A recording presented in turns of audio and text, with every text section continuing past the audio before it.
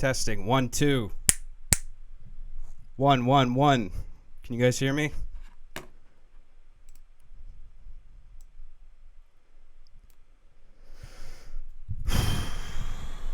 Can everybody hear me okay? Welcome.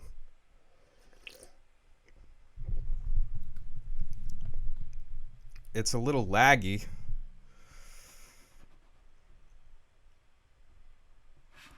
Hang on.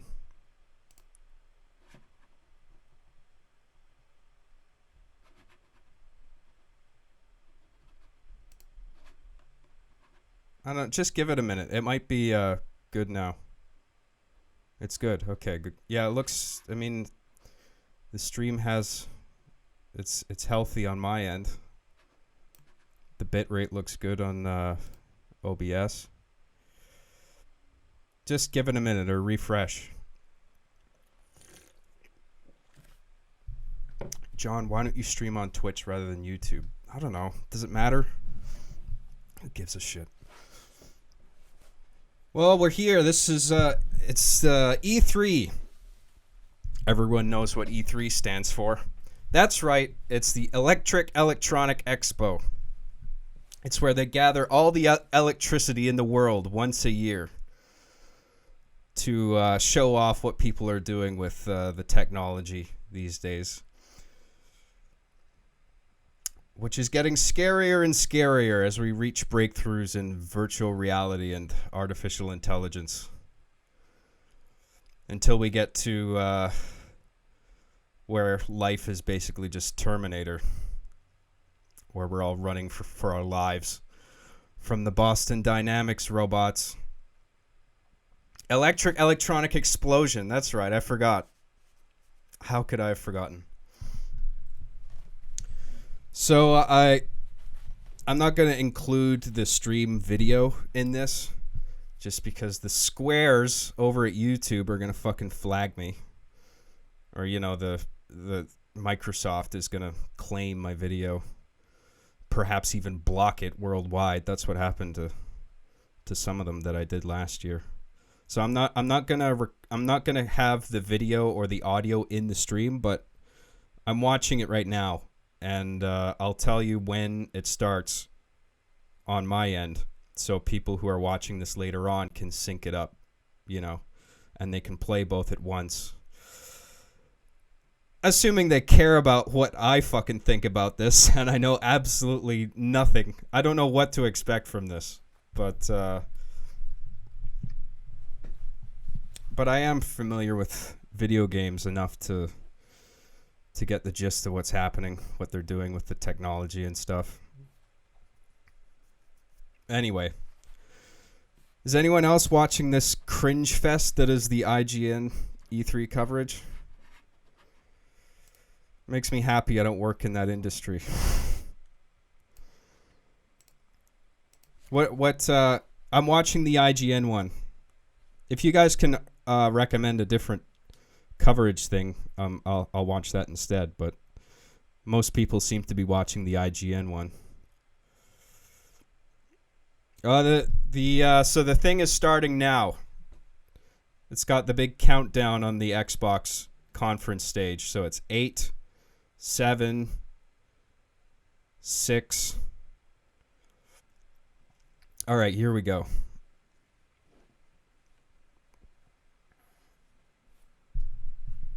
I'm going to turn the volume up. I apologize if I don't chat all the way through this. I actually want to listen to some of this shit.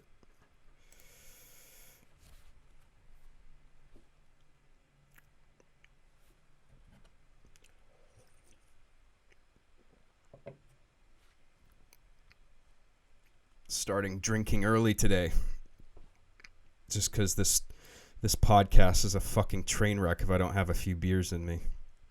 It's a train wreck either way, but if I'm drinking, it's slightly less terrible.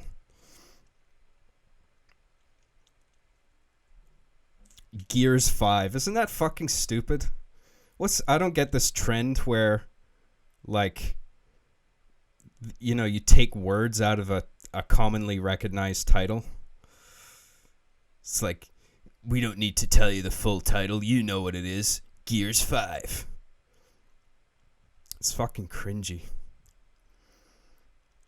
Remember last year they had Gears of War with the fucking pop action figures?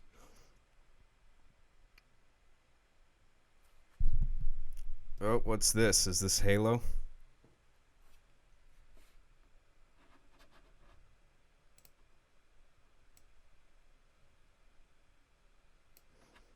I'm not showing the video or the audio. I don't want to get flagged. Because YouTube's a scary, not fun place now.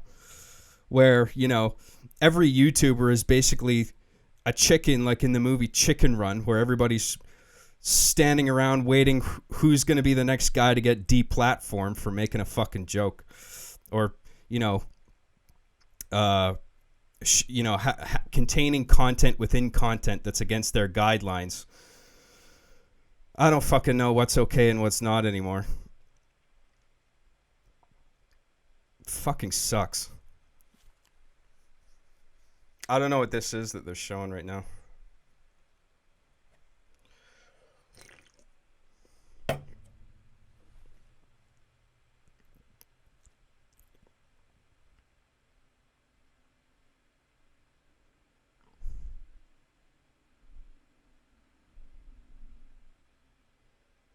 This is Borderlands? Did they get rid of the comic book look?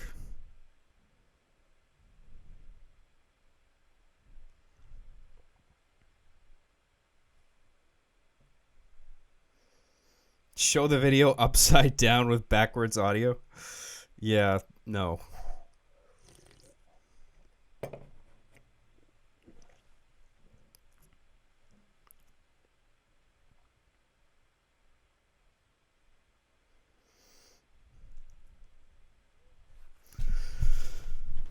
I gotta relax.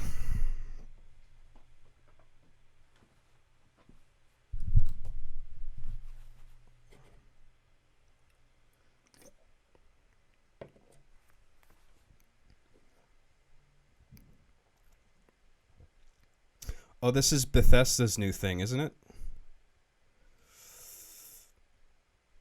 Or Private Division? I don't fucking know. I'm so out of the loop. It's embarrassing. Why would anybody even watch this coverage? Just terrible. I mean my coverage.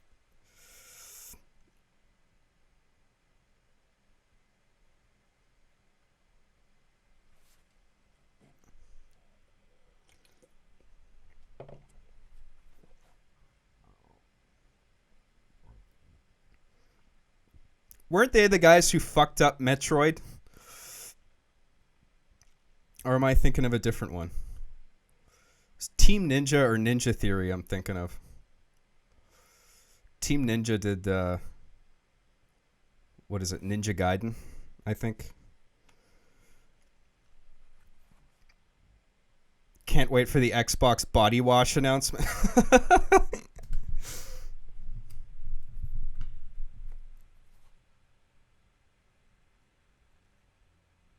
Team Ninja. Oh, okay. I don't know what Ninja Theory's done then. I can't remember.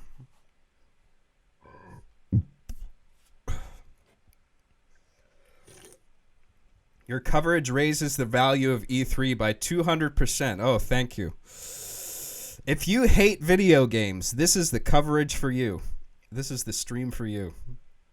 If you hate what video games has become, if you hate what video game journalism has become, this is the stream for you.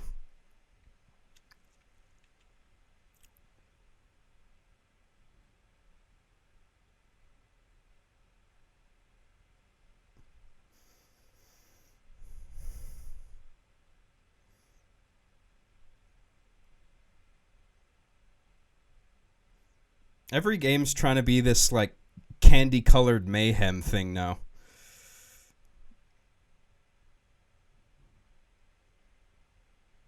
Like Suicide Squad, that kind of marketing angle. It's crazy with so many colors.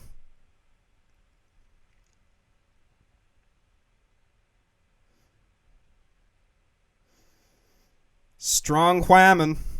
Oh, there's some guys in there. As long as it's 50-50. Equal male and female representation.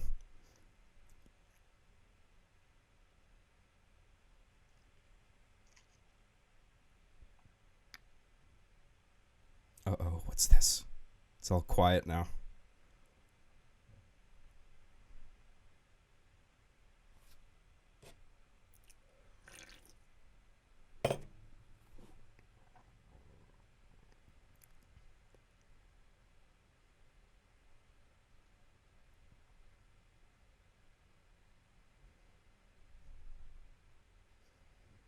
If there's super chats, I'll get to them after this, because this is I'm gonna be distracted by this largely. So I'll get to the chats afterwards. Thank you, by the way. I don't know the name of this, but I've seen it before.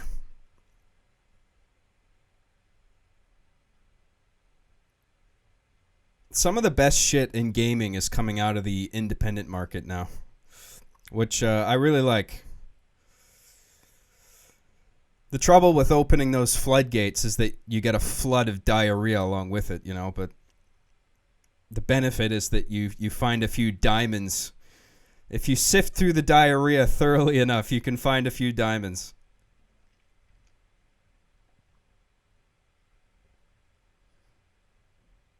Tell us what it is.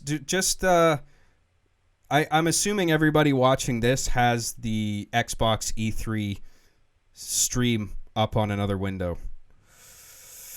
Or the same window but a different tab or whatever. Because I don't want to include the feed. Because I'll get a copy strike and then I'll be banned off YouTube forever.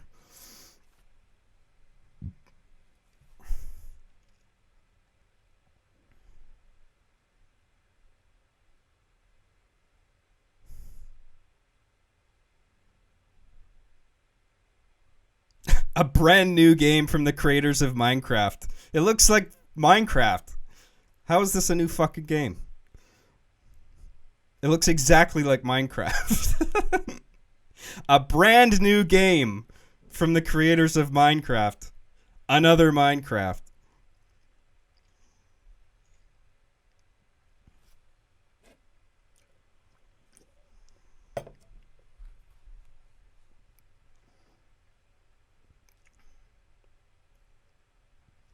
For the record, this setup where you just comment without audio and video actually works better than last year. Oh, that's good.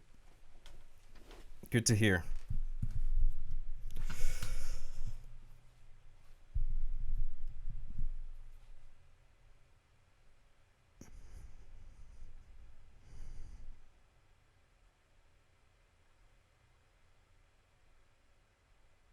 Oh, this is like, never mind. This is more like Diablo. It's like Diablo and Minecraft mixed together, I guess.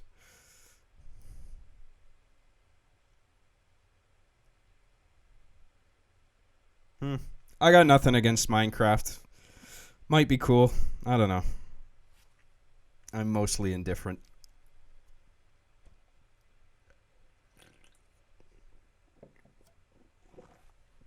That guy is wrong, John. It's worse than last year.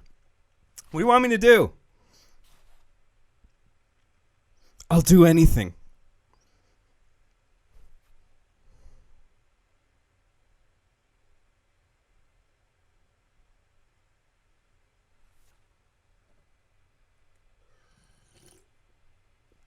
Never mind, actually. I think it's just your hairline. Ho, ho, ho. We got a comedian here, folks.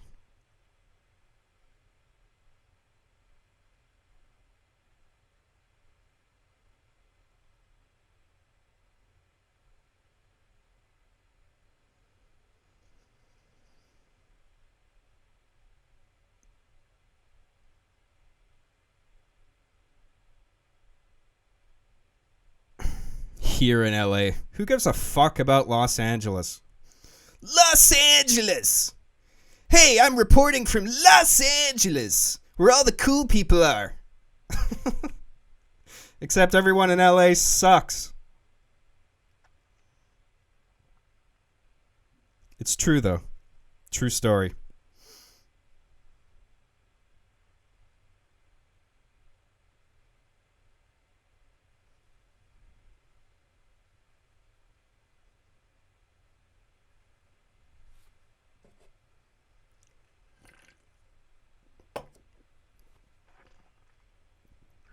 LA is pretty cool. Shut the fuck up, hater. Yeah, okay. LA's super cool. Because that's where, like, Hollywood is and stuff.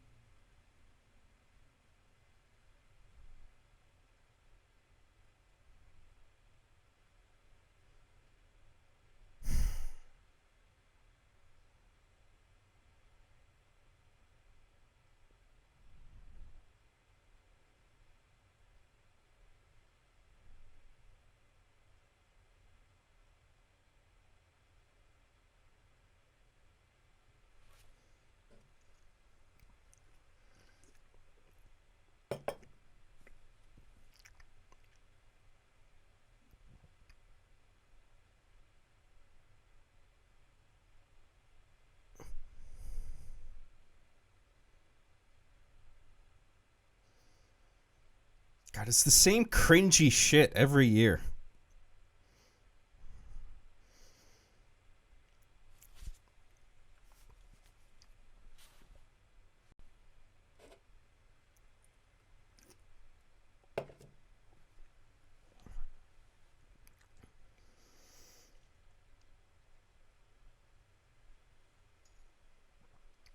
John, what do you do when you have a spider in your house? Well, I burn it down, obviously. Got to find a new place. Sign the lease over to the spider. Let him pay for the fucking place. I'll find a new one.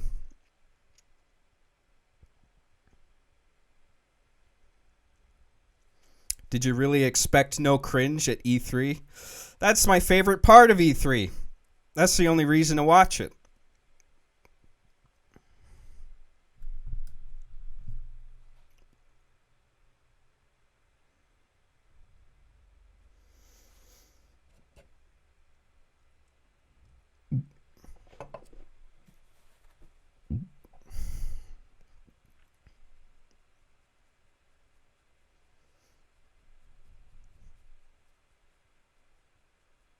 God, I gotta piss already. Fucking embarrassing. So I'm gonna be jiggling for a while. Hope you don't mind.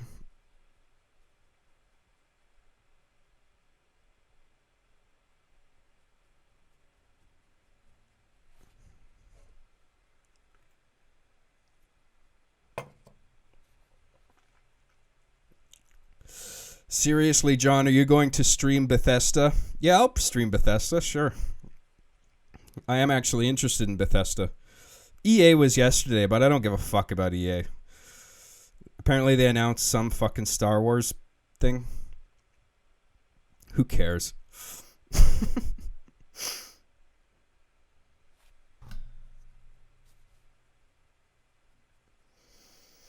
Oh, speaking of Star Wars.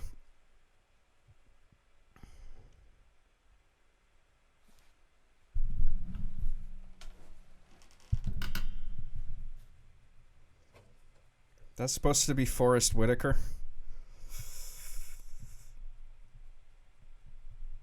Oh yeah, they even gave him his lazy eye. That's how you know it's him.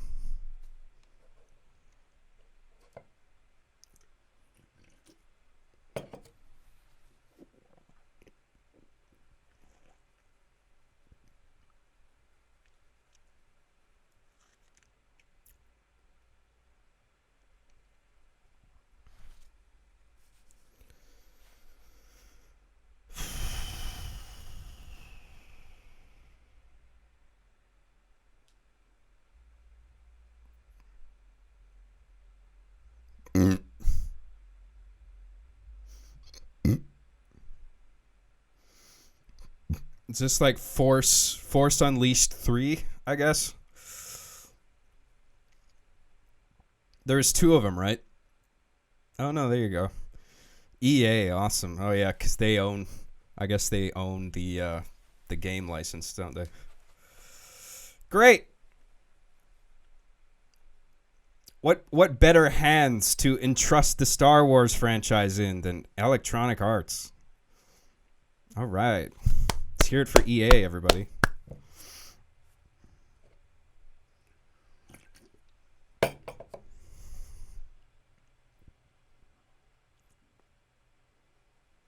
I like this.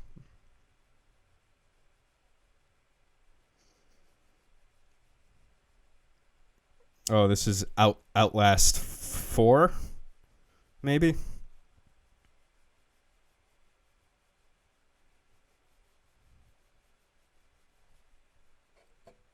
Very cool.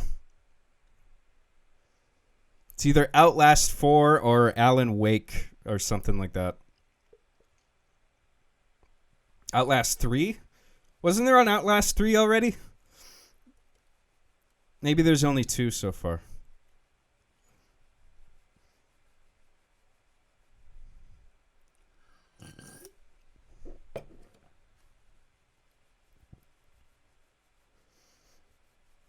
I don't like that shit. The teleporting ghost thing.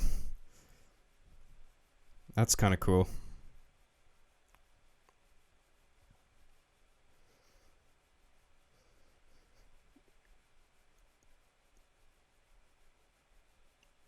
God forbid there's ever subtlety in horror games. All the scares have to be so fucking in your face with stingers and really loud screeching. It's so annoying.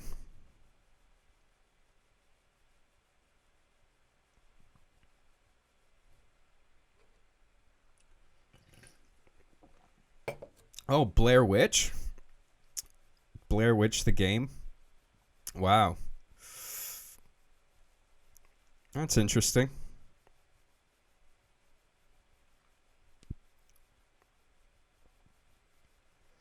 Oh, shit. Here comes Cyberpunk. This looks fucking cool. I gotta admit.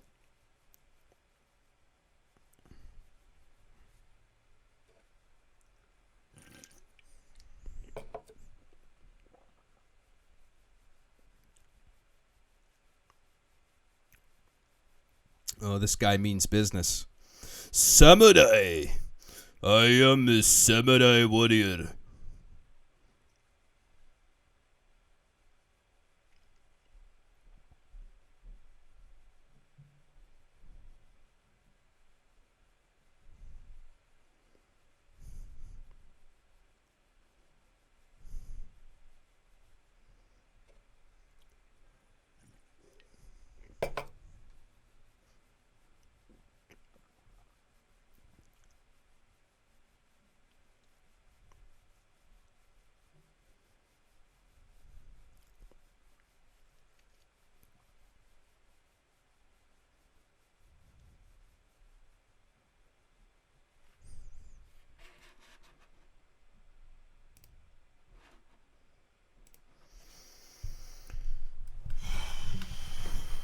I bet that black guy has no malicious intent.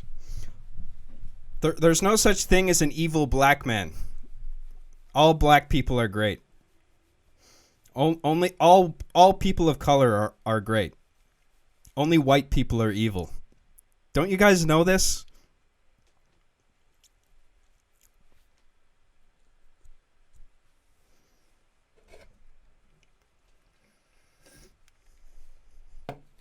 That looks freaky as fuck.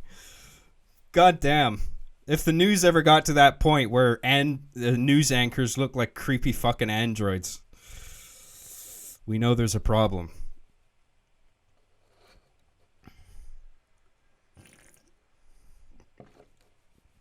Nice obscure t-shirt, John. Way to go. It's Daria. I like Daria, okay? Is it cringe? Just because I'm wearing a shirt that has something I like on it? What's the problem? Daria is a good show.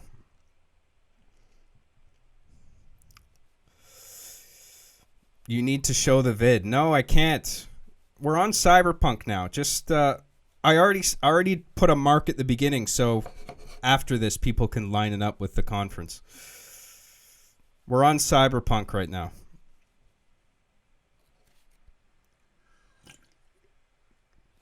Bro, that's kind of cringe. Get the fuck out of here.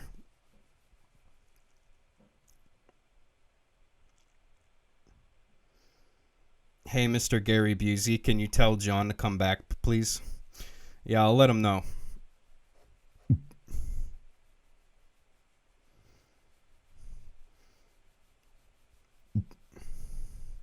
This isn't fucking gameplay. Come on.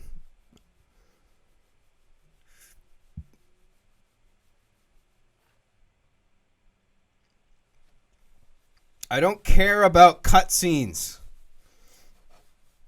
Oh, here we go. Maybe. Maybe some gameplay.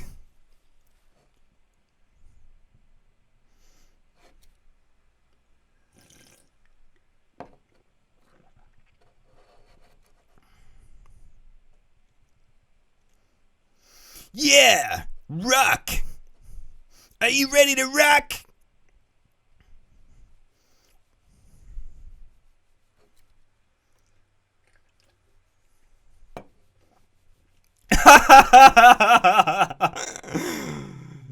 Okay, that's pretty cool. I like Keanu.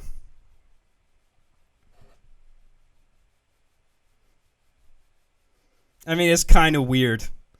What the fuck is Keanu doing there? But whatever. Keanu's a good guy.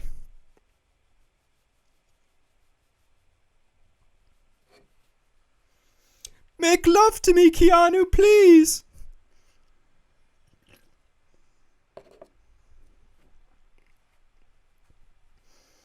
John, this sucks. We can't see what you're lolling at. Just line it up with the fucking video. I'm watching it. I mean, just watch the video live and it should sync up with this automatically. If you're watching this live and the stream live, it should be roughly like at most a couple seconds apart.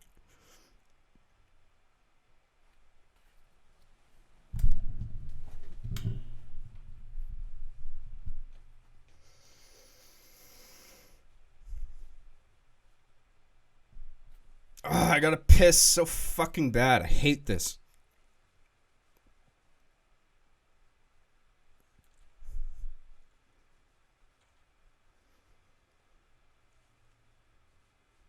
Okay, whatever. Keanu's talking right now. I'm gonna go piss real quick and I'll be right back.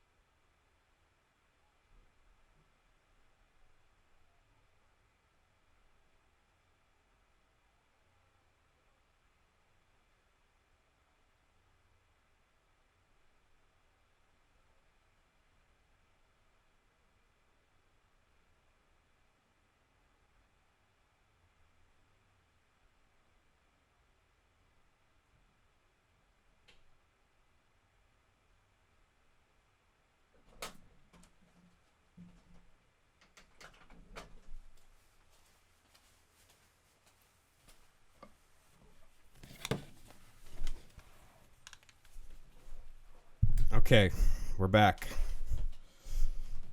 I'm back. Are they gonna show fucking gameplay? I missed the gameplay? What, like a minute of gameplay? That was it? Keanu's gone already? Where the fuck did he go? Jesus. I missed it. Great.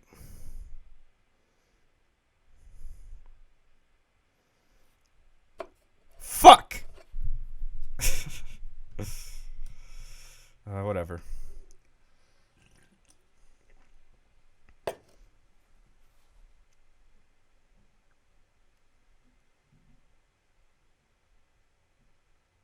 All independent games are trash. Everybody knows this. Only AAA games are worth playing.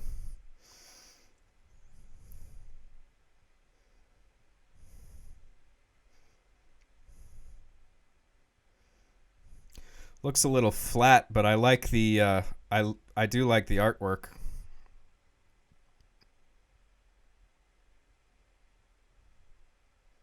There's already 40 minutes of gameplay on YouTube. Well, that's cool, I guess.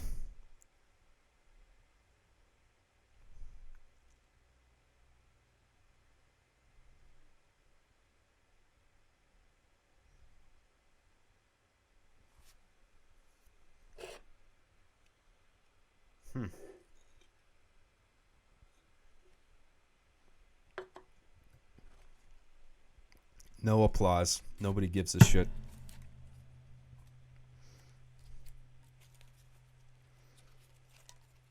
Is there even an audience feed at this point, or do they just mute that?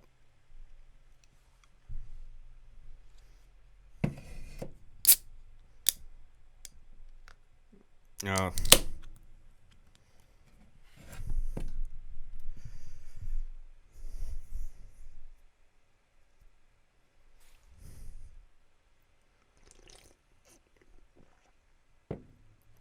I want to say this is cool, Battletoads, but I don't know if I like the new art style. Or maybe I'm just being biased with nostalgia because I like the pixelated version so much.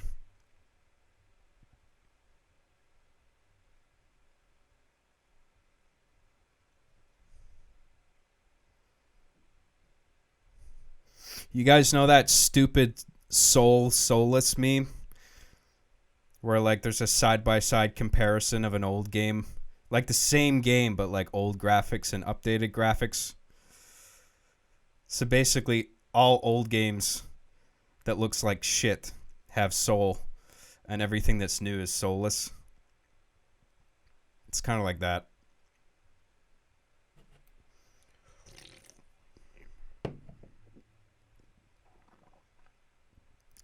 New WarioWare is on. Is that what this is? It doesn't look like it. Kind of, I guess.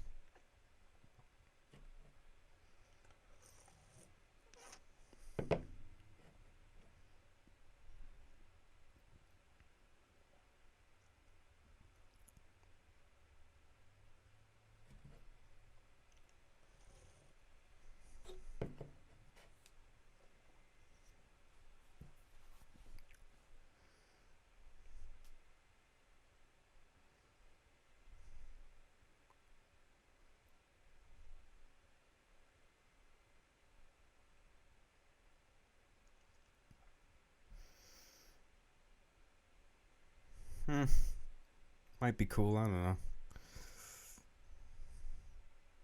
Nothing I'm interested in personally.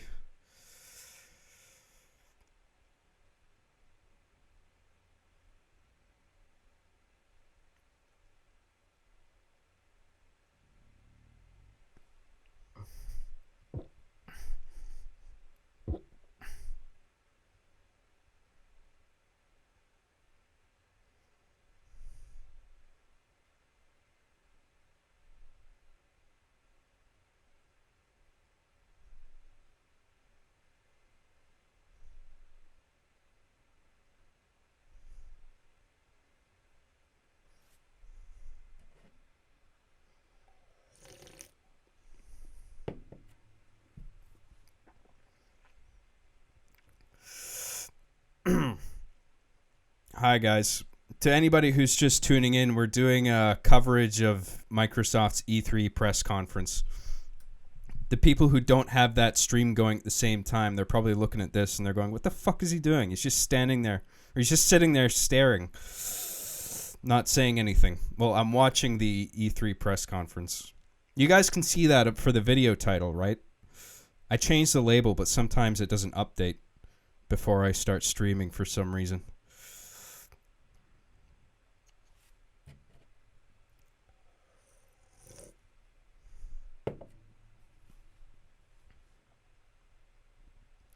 job. Just include the stream, coward. Oh, I'm a coward for not including the video feed. Great.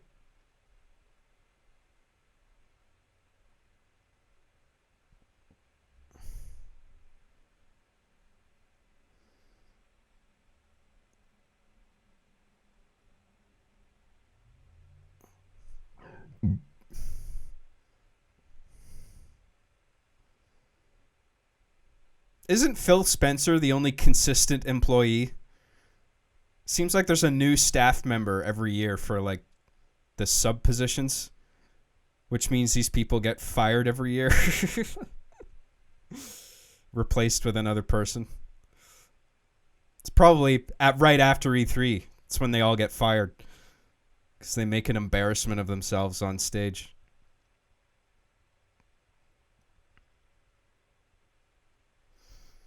Your live stream from last year's Microsoft presser where you showed the whole thing is still up and viewable. Maybe, but I think it was demonetized. Not that I give a shit about that, but I think my Sony one was blocked and my Nintendo one was blocked. And so I just don't know what's going to be blocked and what isn't. So I'd rather just not include the feed at all. And people can just follow along. I mean, how fucking hard is it? Just load up E3, the IGN or GameSpot, whatever the fuck, and then have mine on another window and it's fine. They're both live, so they're both synced automatically. Christ.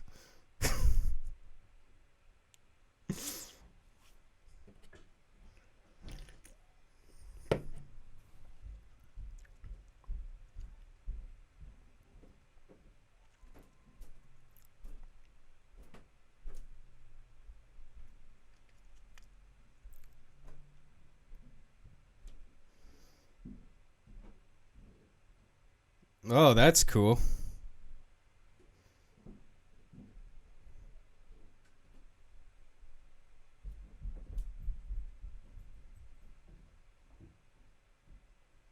I wonder what's going on with Metro Exodus.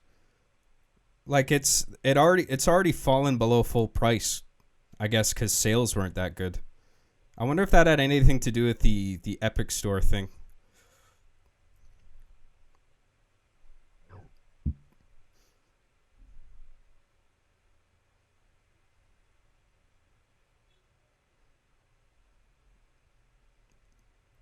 Okay, that's pretty sweet. I like that. I mean, I'm assuming anything you can play on Xbox One on Game Pass, you can play on PC, which is pretty cool. Unless there's like a PC-specific Xbox Game Pass with only certain games.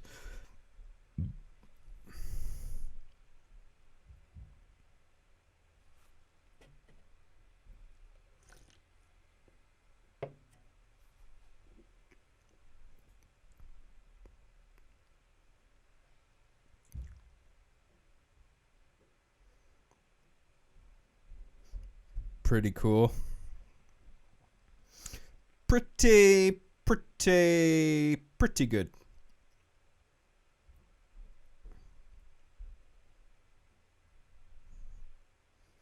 Oh my god.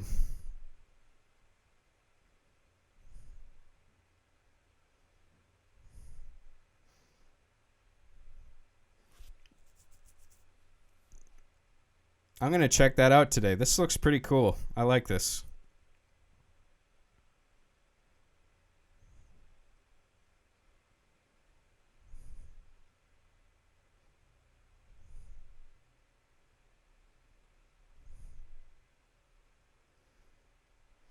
Bunch of people are asking me what I'm going to do with Halo Reach on PC. Like if I'm going to start recording with that. And the answer to which is, I don't know yet. I gotta look into it more. Maybe.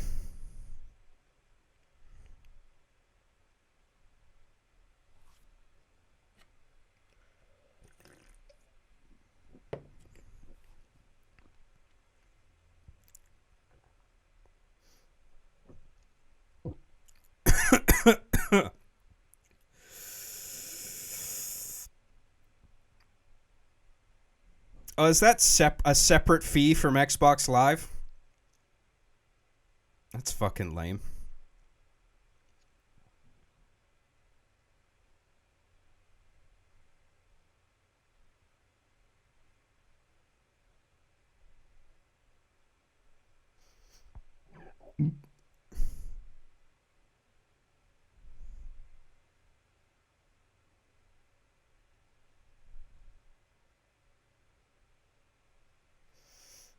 I see.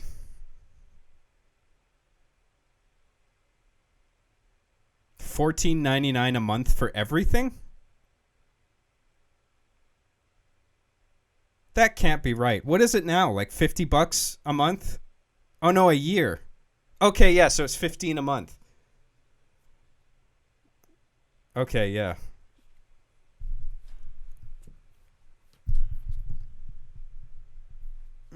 It's okay, I guess. In US dollars? Yeah. No, I know what you mean, yeah. US dollars. It's kind of cool. Everybody's got their own fucking subscription now.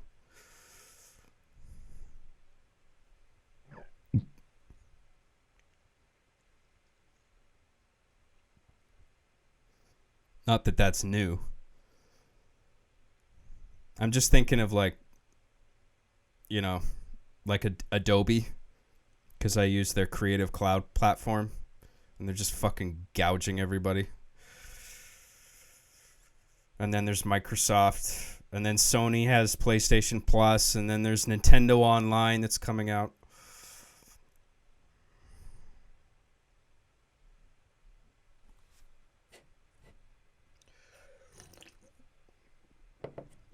And then Netflix, and then Disney is going to have their own fucking thing.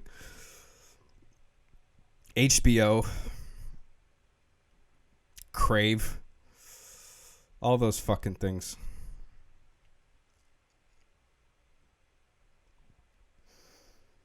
Just what the world was waiting for. Microsoft Flight Simulator.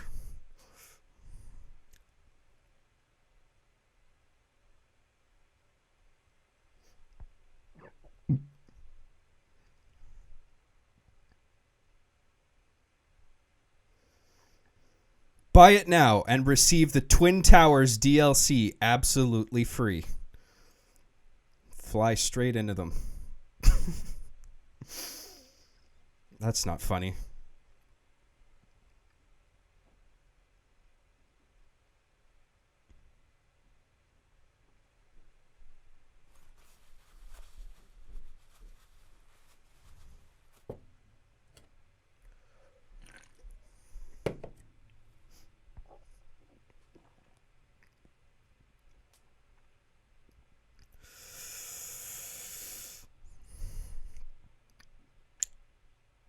I think I played a really old version of this in high school. Like when we'd have LAN parties at the school. I played this a little bit.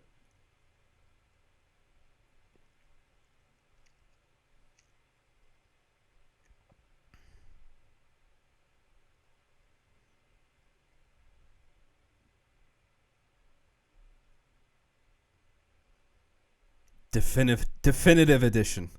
Why don't you just make a definitive edition from the start? Why does that have to come later?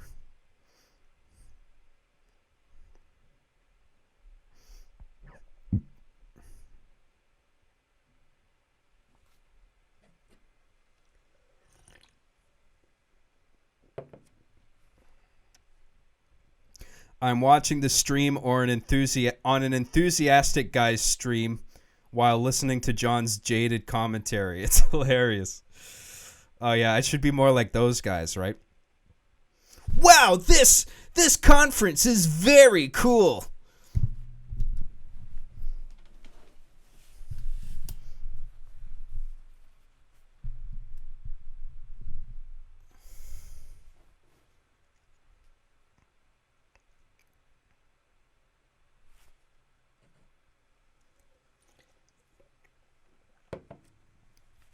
E3 is terrible.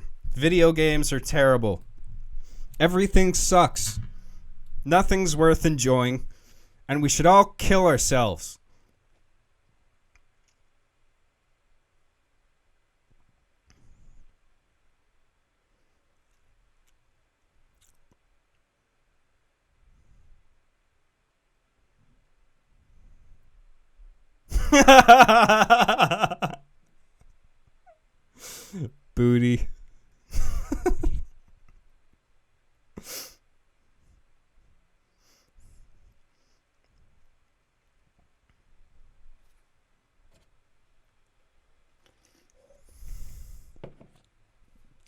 Look at that guy's booty.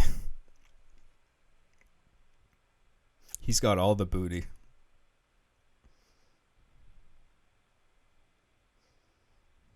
Doesn't even matter what he's saying. His last name's Booty. Everyone just make fun of that.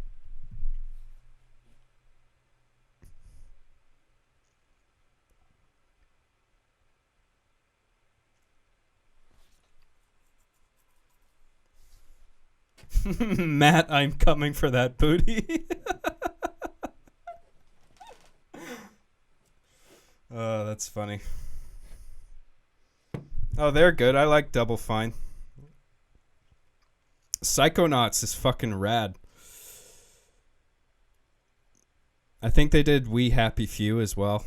I might be wrong about that. Can you post the E3 link? Just go to GameSpot's, or no, IGN's E3 feed. It's easy to find. Just Google IGN Microsoft E3.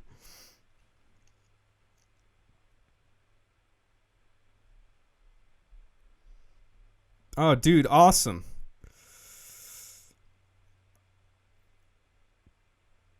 Tim Schafer's rad. I think he did not only Psychonauts, but I think The Secret of Monkey Island with Guybrush Threepwood.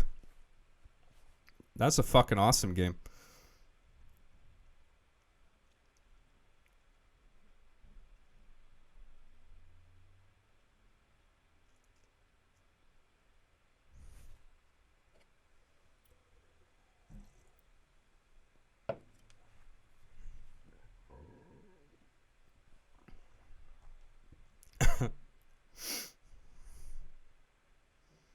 Oh, awesome.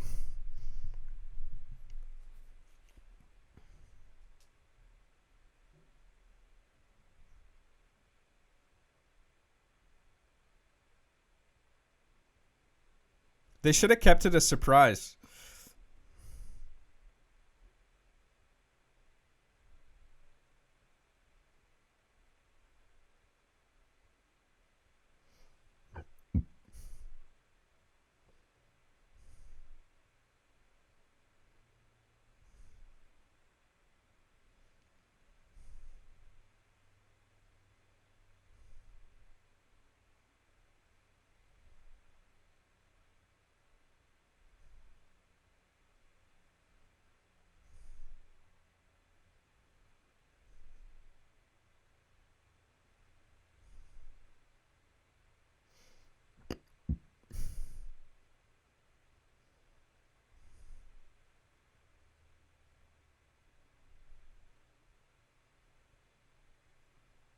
Hey, thanks a lot. Thanks so much for the super chats, guys. I'll get to them after the show because I kind of want to focus on this just now. But I really appreciate it, guys. So if you sent to chats, just stay tuned to the show's end, and I'll get to them, and I'll answer questions for a while.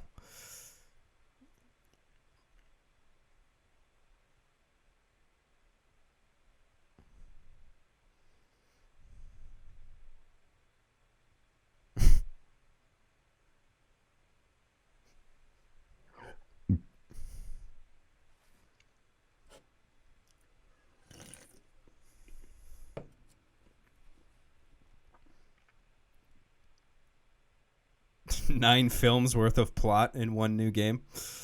Jesus. Kind of tells you something about the movies, doesn't it?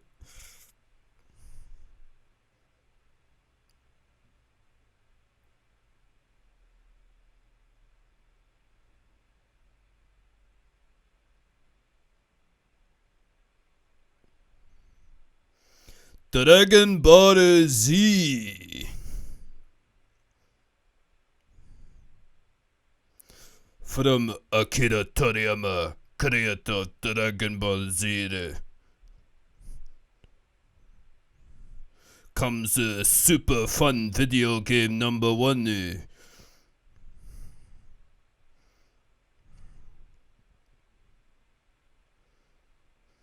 Prepare to be threatened, Kakarot.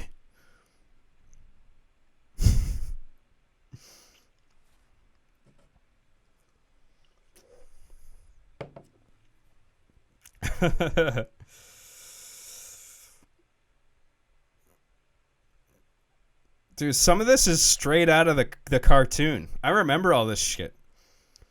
Watching the Frieza arc as a kid. Took like 60 fucking episodes to get through.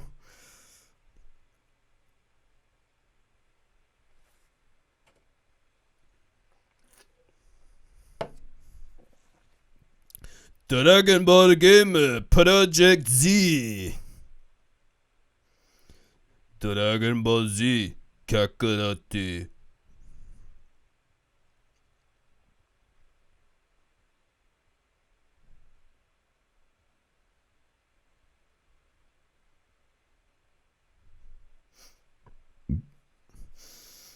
Is this Quantic Dream?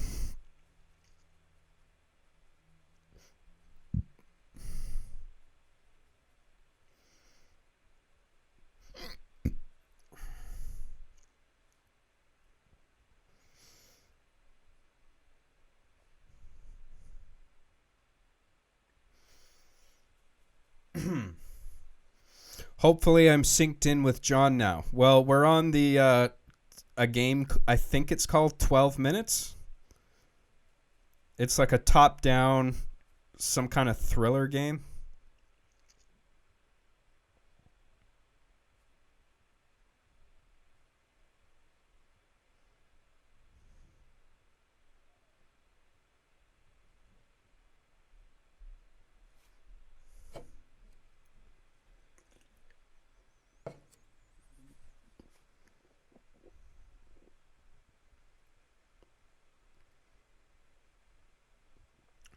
Oh, they're there already.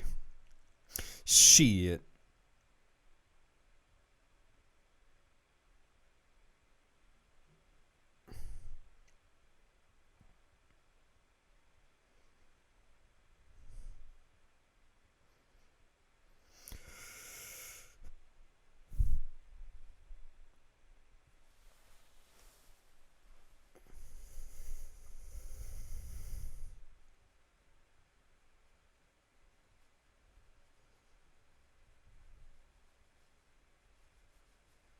The fuck is going on?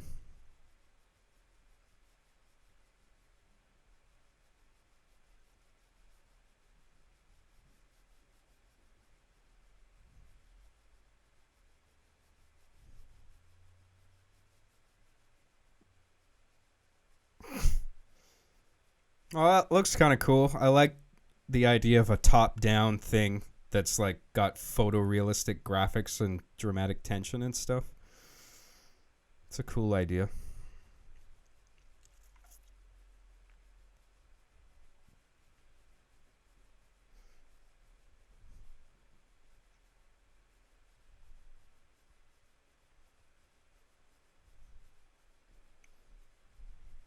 Talk like Dutch Vanderland. Dutch Vanderland. That was terrible.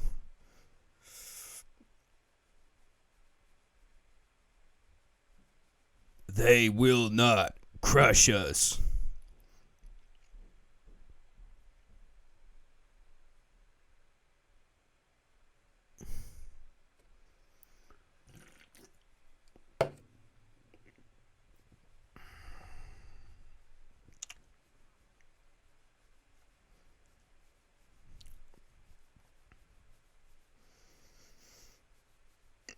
From the creators of Goat Simulator.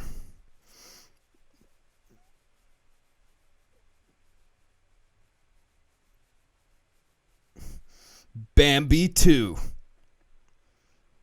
Bambi's back, and he's pissed. Moose in scene, yes.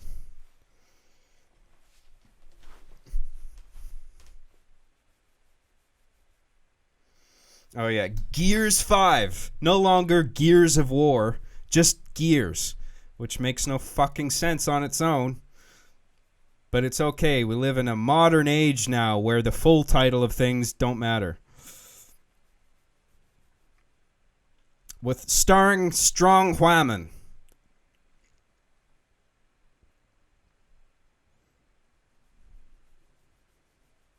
That's her name, by the way. First name Strunk, last name Whammon. Whammon. Whammon.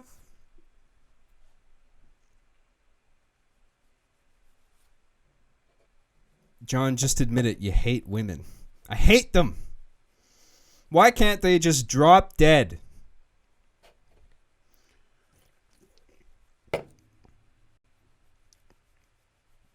They won't show me their bobs when I ask them.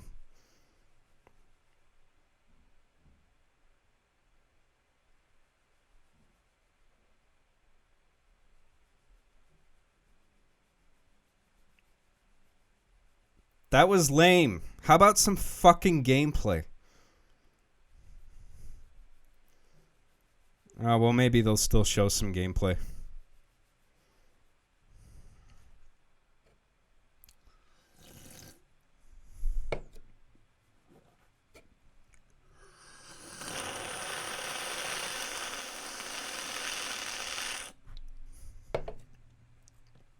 Sorry, that wasn't too loud, was it?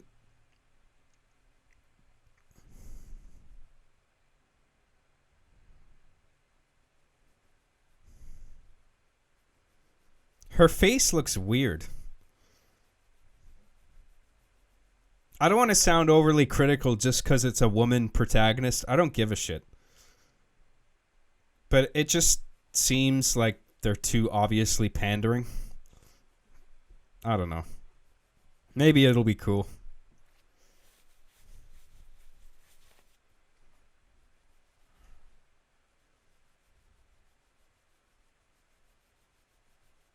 Yeah, you see what I mean? Gears 5. It's not Gears of War anymore. It's just Gears. Why call it just call it Gears of War? Fuck. Why can't you just call it Gears of War 5?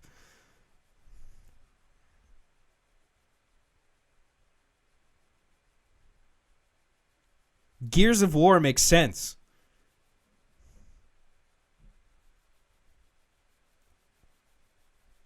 It's like how they called the reboot of Texas Chainsaw Massacre just Texas Chainsaw.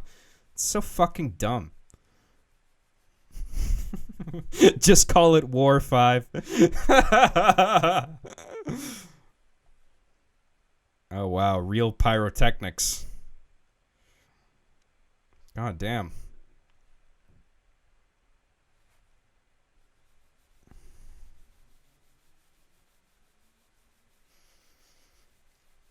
Oh, this is all bullshit. Just show the fucking gameplay. What the fuck is going on? It's kind of cool how they moved the camera down there. They got it on like a rig. And it just swung underneath the stage.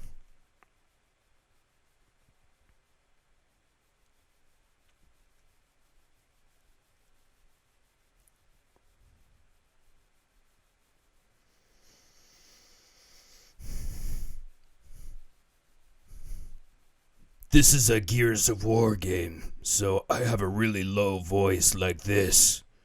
And I say curse words like fuck and shit.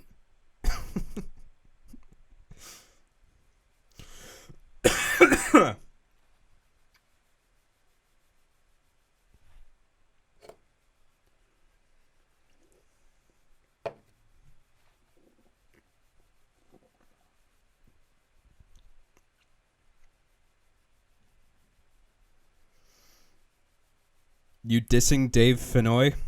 Only if he's black. I'm just kidding. Don't ban me.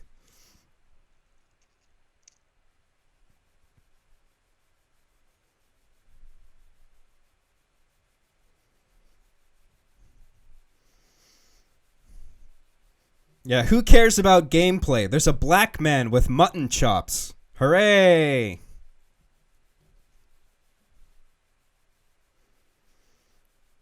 God damn it, who fucking cares about this shit?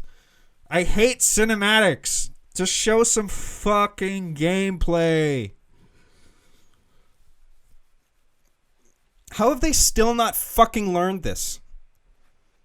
Gameplay. That's all you need to show.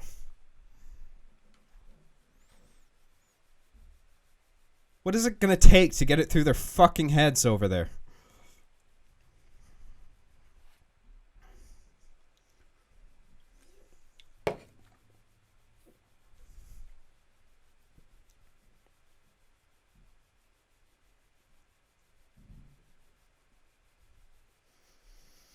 But John, it's not just cinematics. It's cinematics scored to a popular pop song.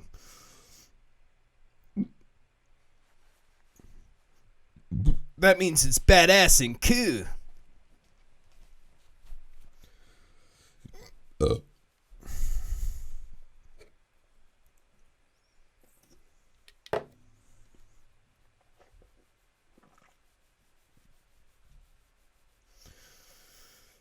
Show some gameplay, for Christ's sake. No, I guess not. Awesome.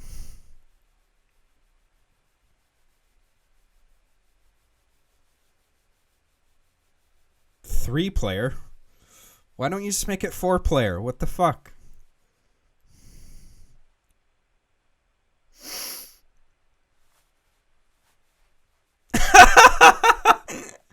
All right, yeah, celebrities. That's what people want to see.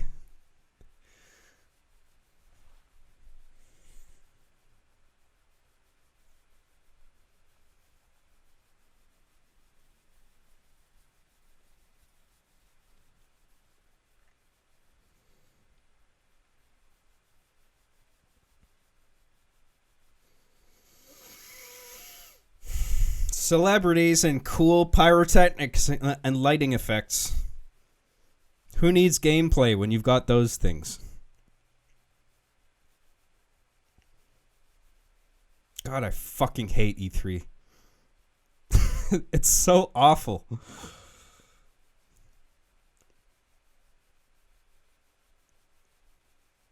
Oh, Terminator.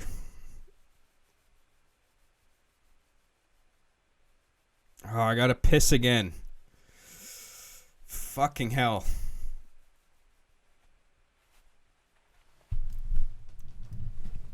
Oh, I hate this. I hate my body.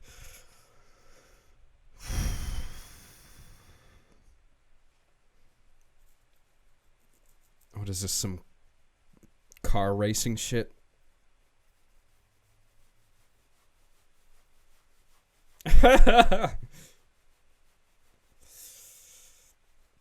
The world's most advanced controller. I bet the Nintendo Switch Pro controller is still better.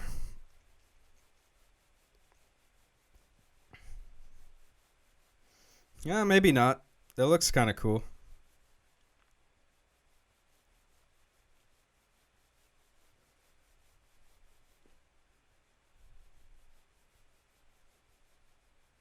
All right, yeah.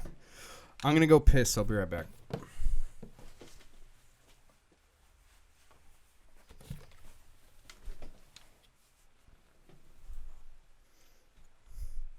Oh, I missed more really important stuff, did I? How coincidental that I always seem to miss something of integral importance every time I go take a piss. Maybe, perhaps, I'm not missing something every time. Rather, people just enjoy fucking with me. That couldn't possibly be the case, could it? What the fuck is this, anyway? What am I looking at?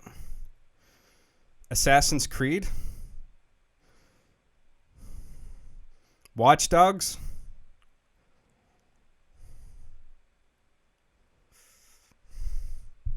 Dying Light 2. Oh, okay.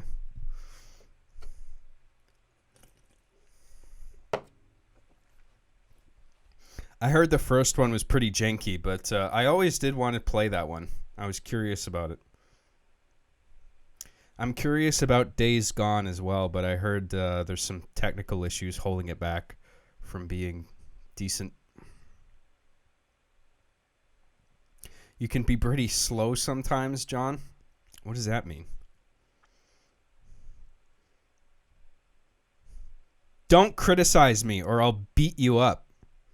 Give me your address. I'll fucking fight you. you're dead. You're dead meat.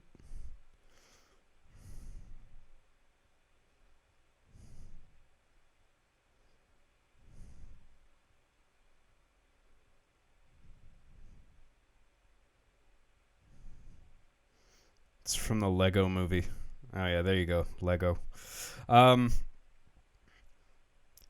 You know what racing game I really liked? Midtown Madness on PC and Xbox One. It had a great multiplayer mode. But I still enjoy racing games. I play the last Forza I thought was kind of cool. I like a nice relaxing racing game.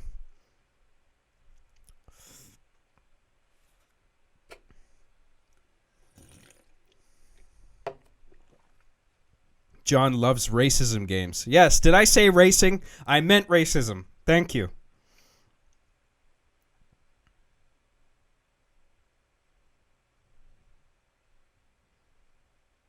Why the fuck is there Lego?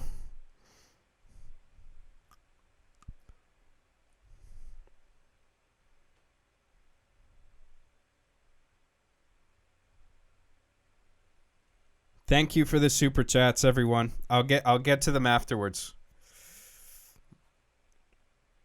Stick around till after the show, and I'll get to all of them.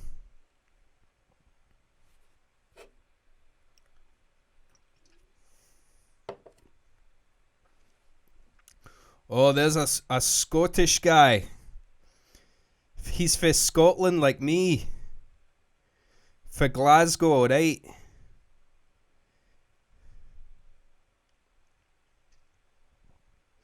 I'm for Scotland, right? I'm for Glasgow. That means I'm a racist alcoholic. And I'm gonna stab you. No, he's not Irish. He's Scottish.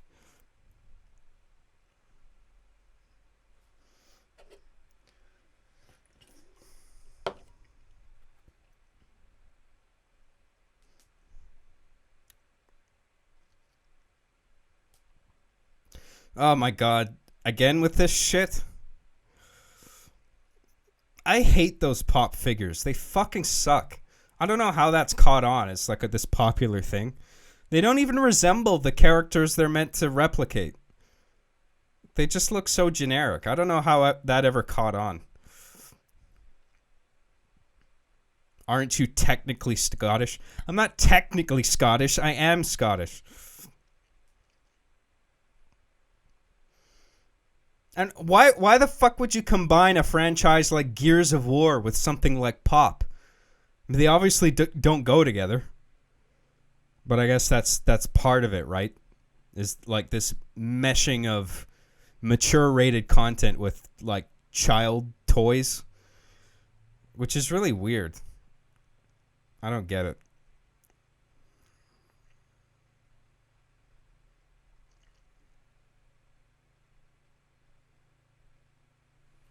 Whatever. I'm just an old man who hates everything that's cool now. I'm an old man now.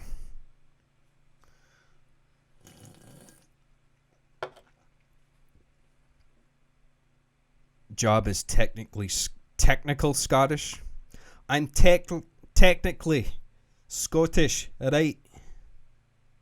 Okay.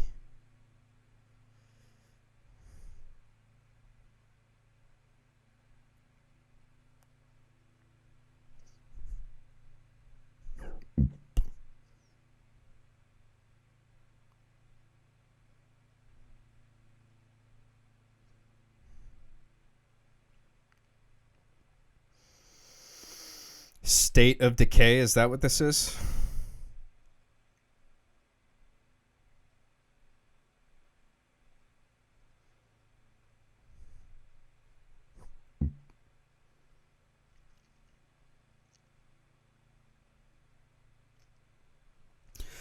Am getting bored. Oh, I'm sorry. I'm sorry if this stream sucks.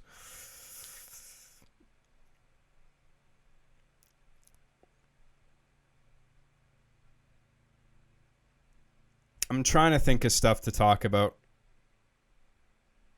I don't really have anything to say about State of Decay. I haven't played the other ones. I know what it is. But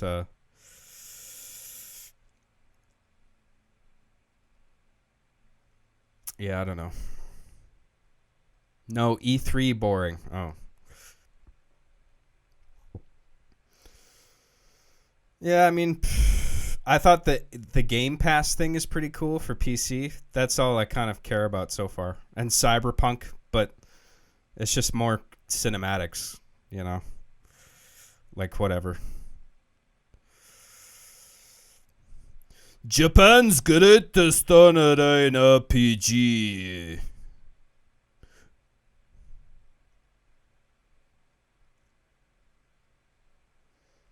Is this Fantasy Star? Final Fantasy?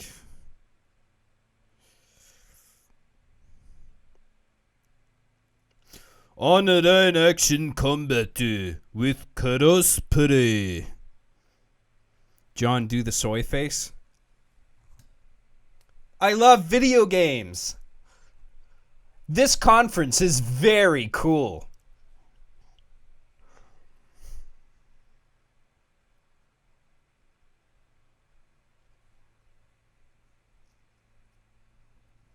These accents are literally problematic. What is wrong with my Japanese accent? No, Johnny, do not make fun of Japanese people. That is a racial stereotype.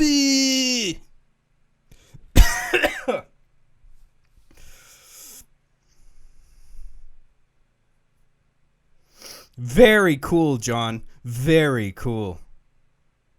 I love video game. Fantasy Star. There you go.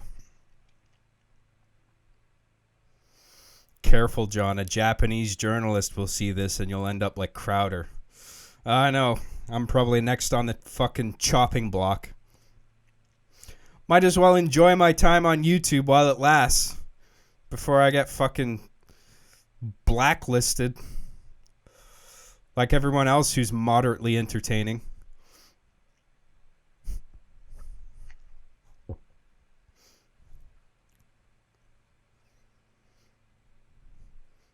Oh wow, he's standing in the aisle now. This is such an edgy conference. He's not even on the stage anymore. He's in the aisle. Wow. This conference is crazy.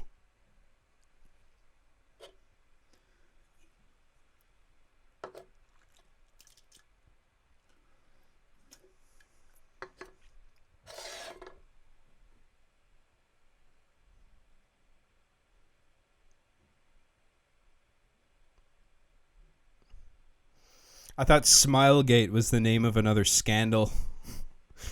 You know, like Pizzagate, Gamergate.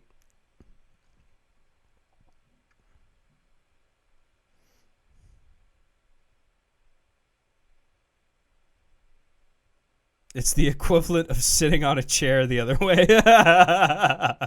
Yeah. Wow, how unconventional. He's standing next to the audience. It's like he's one of us.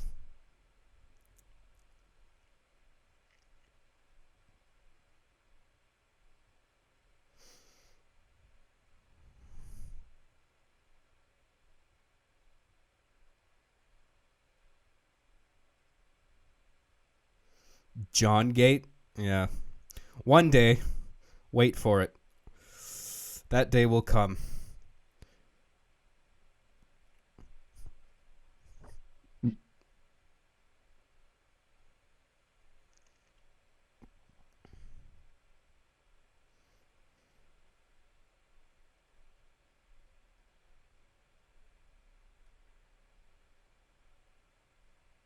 Is this like Ghost Recon or some shit?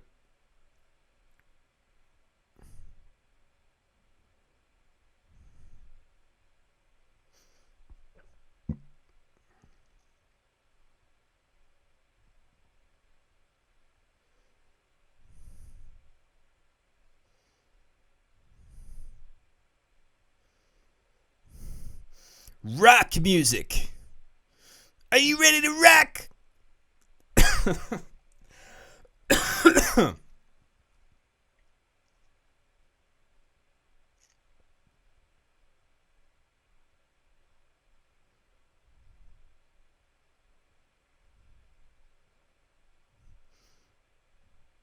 You wouldn't be swimming in that deep of water without any fucking gear on. Are you kidding?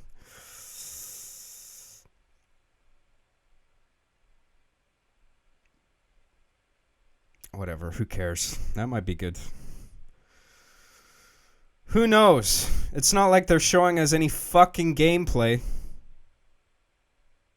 So we can know one way or the other. Hooray, I hope it's more cutscenes.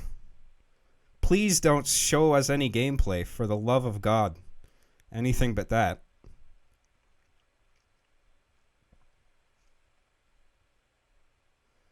Your streams feel like a clan meeting? Why? I haven't said anything racist. Apart from my stereotypical accent, too.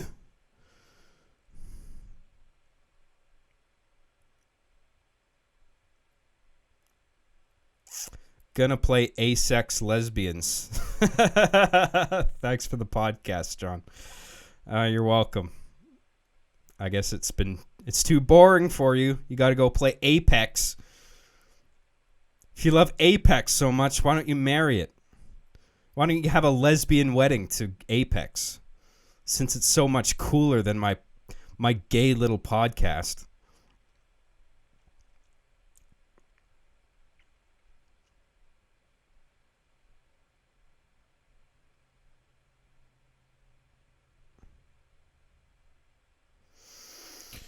Tales of Arise.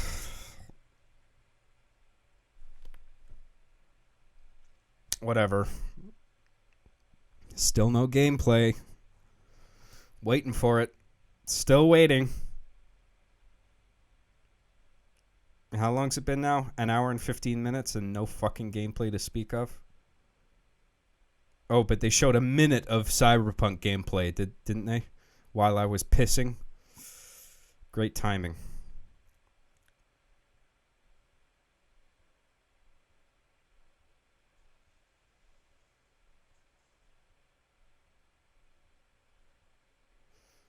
Oh, is this Borderlands? Yeah, I guess it looks like Borderlands.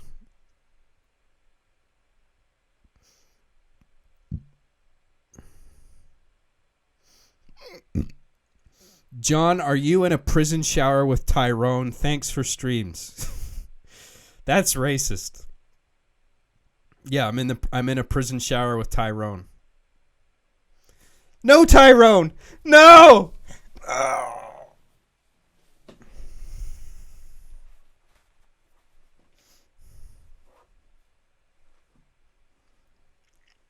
That is inappropriate. I'm going to get banned for sure now.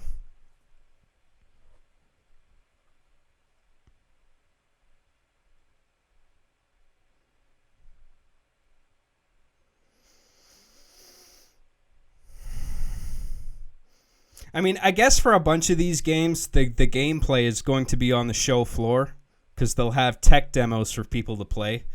But they should still show a little fucking piece of it in this show and not just have this fucking trailers. Because I do not give a shit about cinematic trailers anymore. I have no patience for it anymore. I just want to see gameplay now.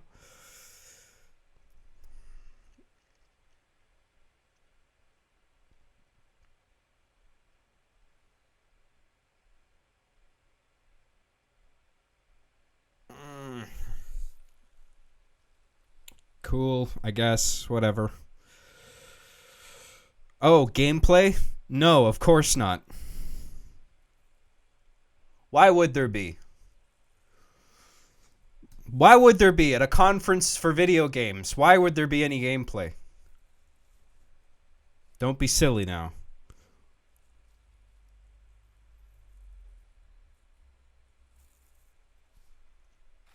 That's pretty much everyone with the Modern Warfare trailer.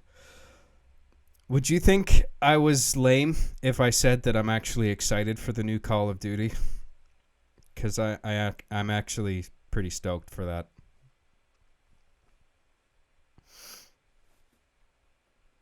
I mean, it is just more cinematic shit, but it seems like they're going in a story-driven direction with it.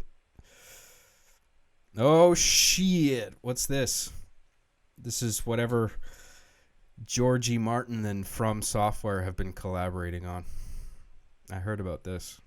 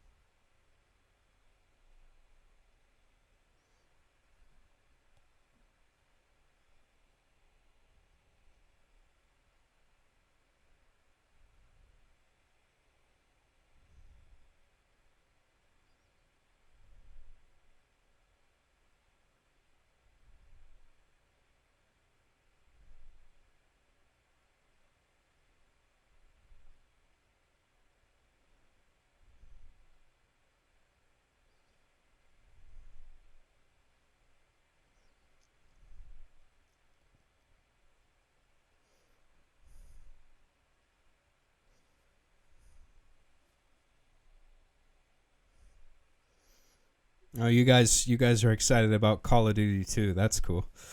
Yeah, I think it looks sweet. And as far as this, I mean, again, it's more cinematic shit, but I do like From Software, so I'm sure this will be cool, whatever it is. Elden Ring. Cool.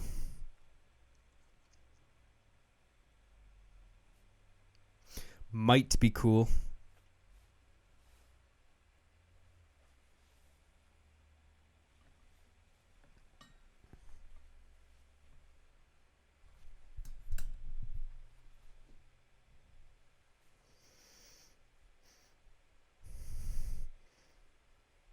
Please welcome to the stage another fucking guy.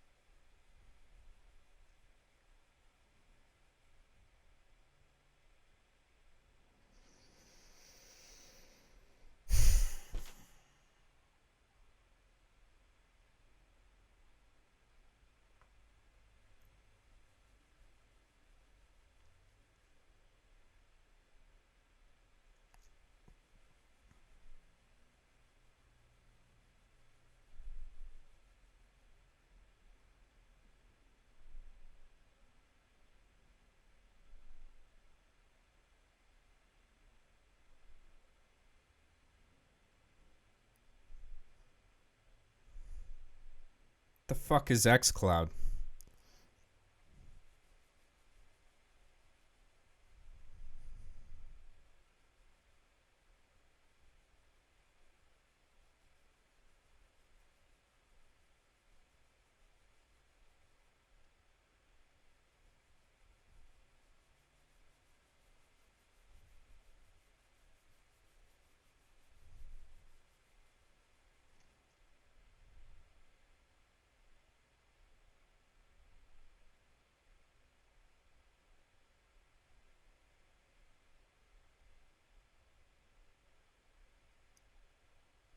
Am I missing something here? Wasn't that the case already?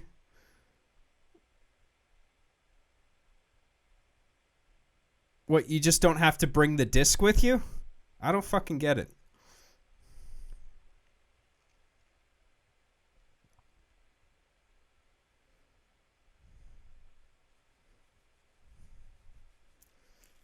Who the fuck brings their Xbox with them anywhere anyway? Unless they're having a LAN party or something. But people don't have LAN parties anymore.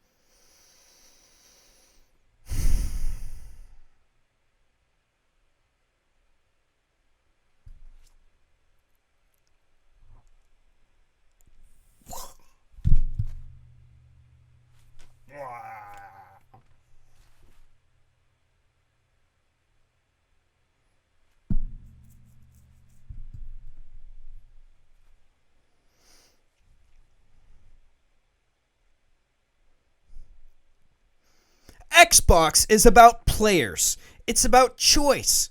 It's about giving players the ability to choose what they want to play, to immerse the player in an experience, a gaming experience, an experience tailor-made for gamers, because we're all gamers. And blah blah blah blah blah blah blah blah blah.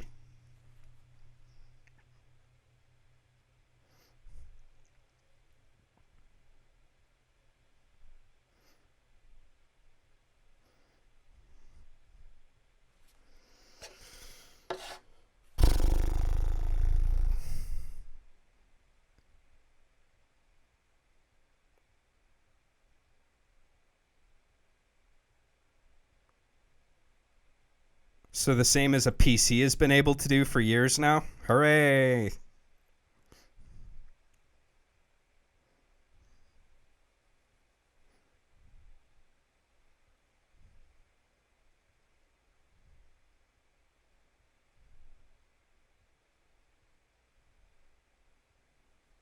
That's interesting.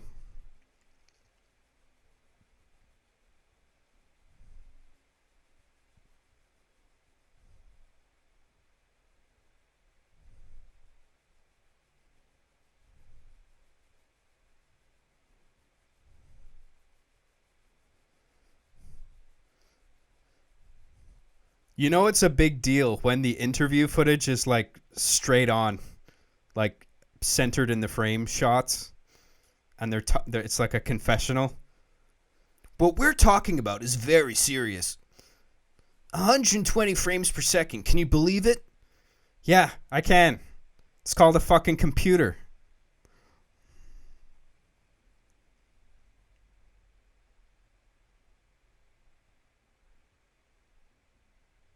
Not that I give a fuck about frame rate, but it's like, come on.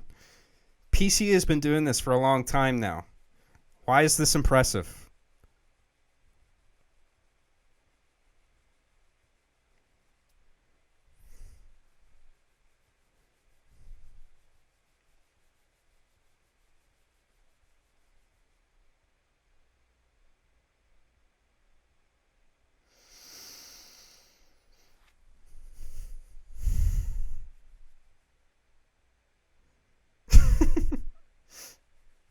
The future of gaming. Just catching up to PC, and it's the future of gaming.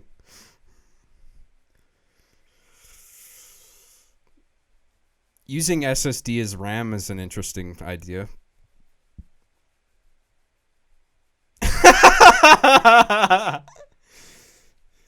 Project Scarlett fucks monsters in the ass. That's how cool it is.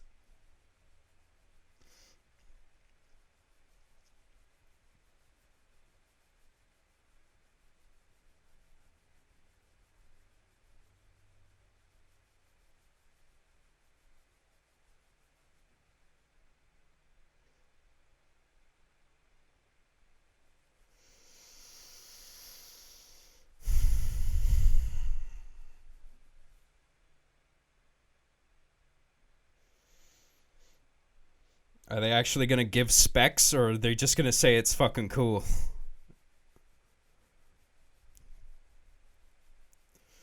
Are we talking i7, i9? Is it even Intel? Is it AMD?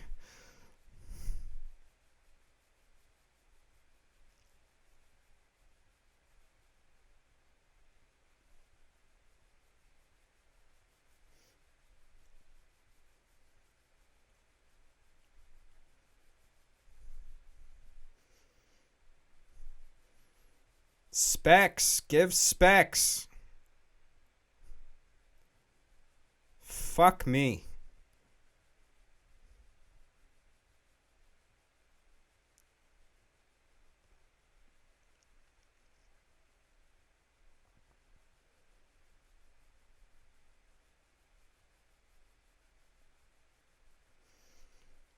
Who saw that coming?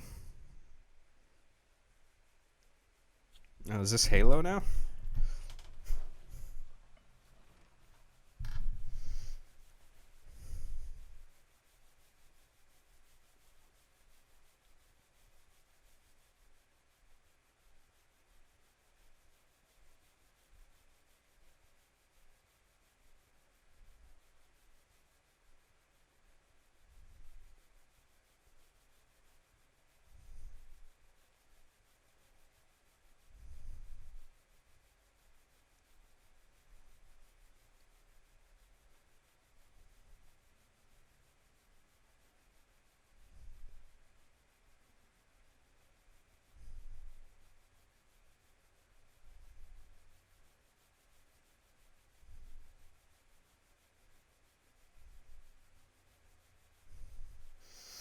More cinematics. Hooray.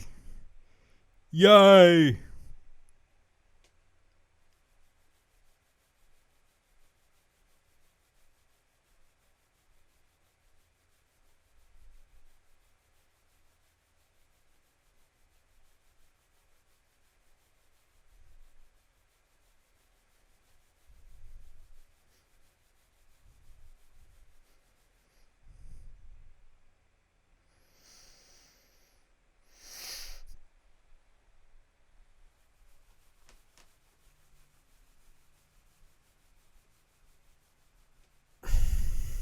Wow, human drama. That's what makes a good game.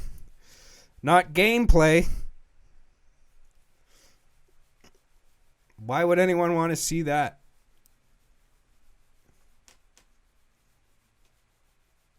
Don't tell me that's Master Chief.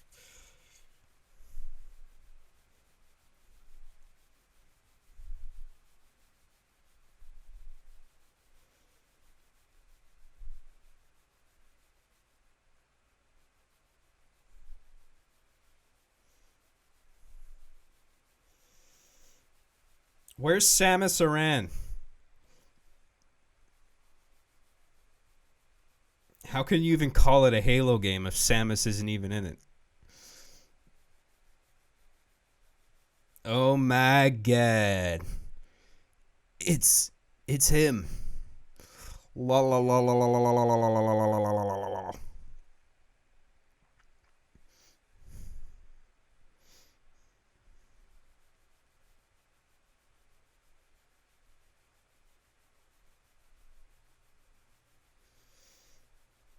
Mr. Chef. Monster Chief. Master Chef. Mr. Chief.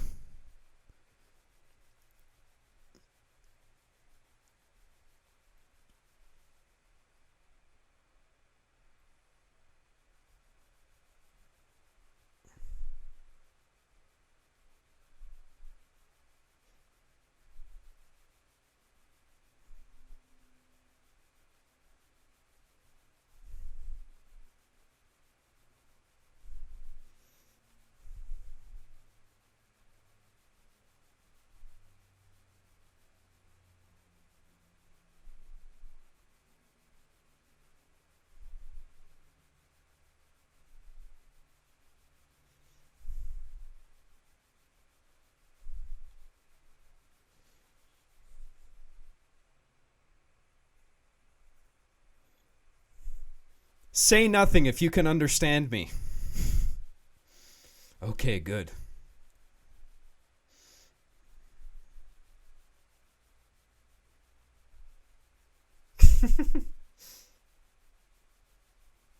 Those pipes weren't even plugged into anything.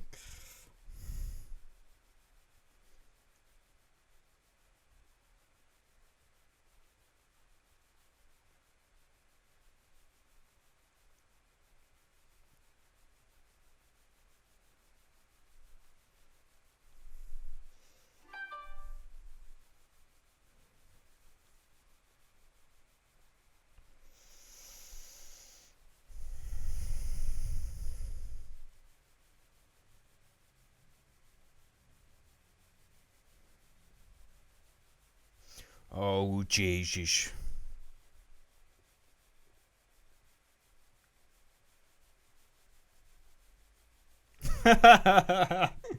We need to kick some ass.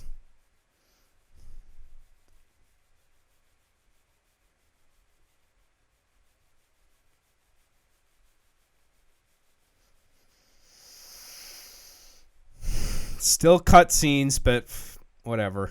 I think it's cool.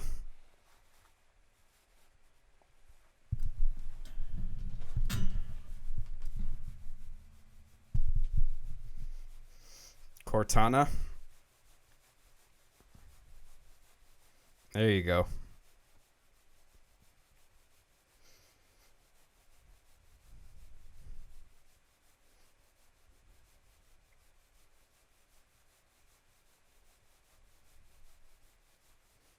Cool.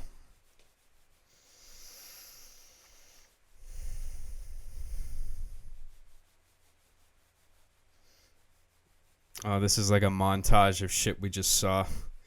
Okay, I'm going to the bathroom again. Sorry, I know this is fucking ridiculous, but there you go. I got problems. I'll be right back.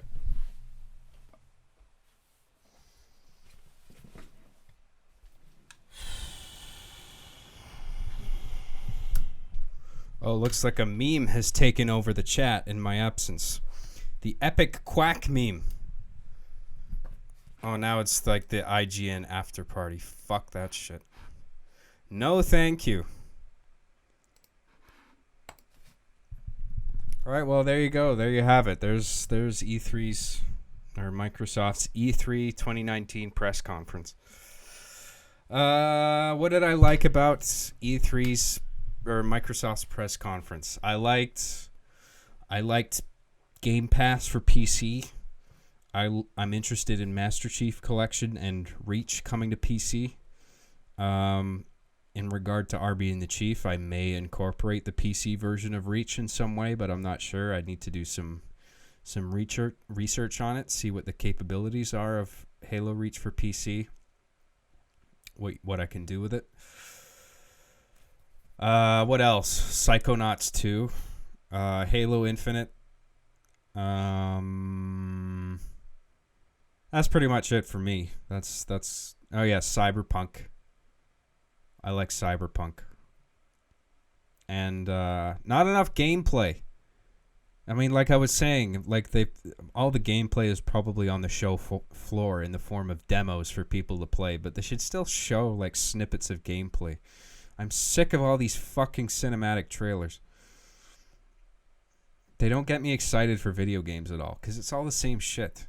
And it's all done with computers, you know? So you can do anything with a computer. So no matter how flashy or whatever it is, no matter what song you score it to, it's ultimately just underwhelming because I'm just like, well, that was just rendered in real time with a computer. That's easy now. Like, you can render anything in real time. I mean, fuck, I would hate live action trailers, but at least with live action trailers, there was some effort put into it in so far as you had a film crew and a cast of actors and, you know, some production design. You know, if it's just like all CGI bullshit, it's like, whatever, that's just computers. I mean, I don't know why they don't just show like a minute of gameplay per thing. I mean, they did for some of the indie titles, but who cares about independent games? Everybody hates them. Anyway, let's get to super chats. Let's cover some super chats that I missed while the show was on. So here we go. Play it in the background says fuck Sony and fuck PlayStation. Gay station BTFO. Blown the fuck out.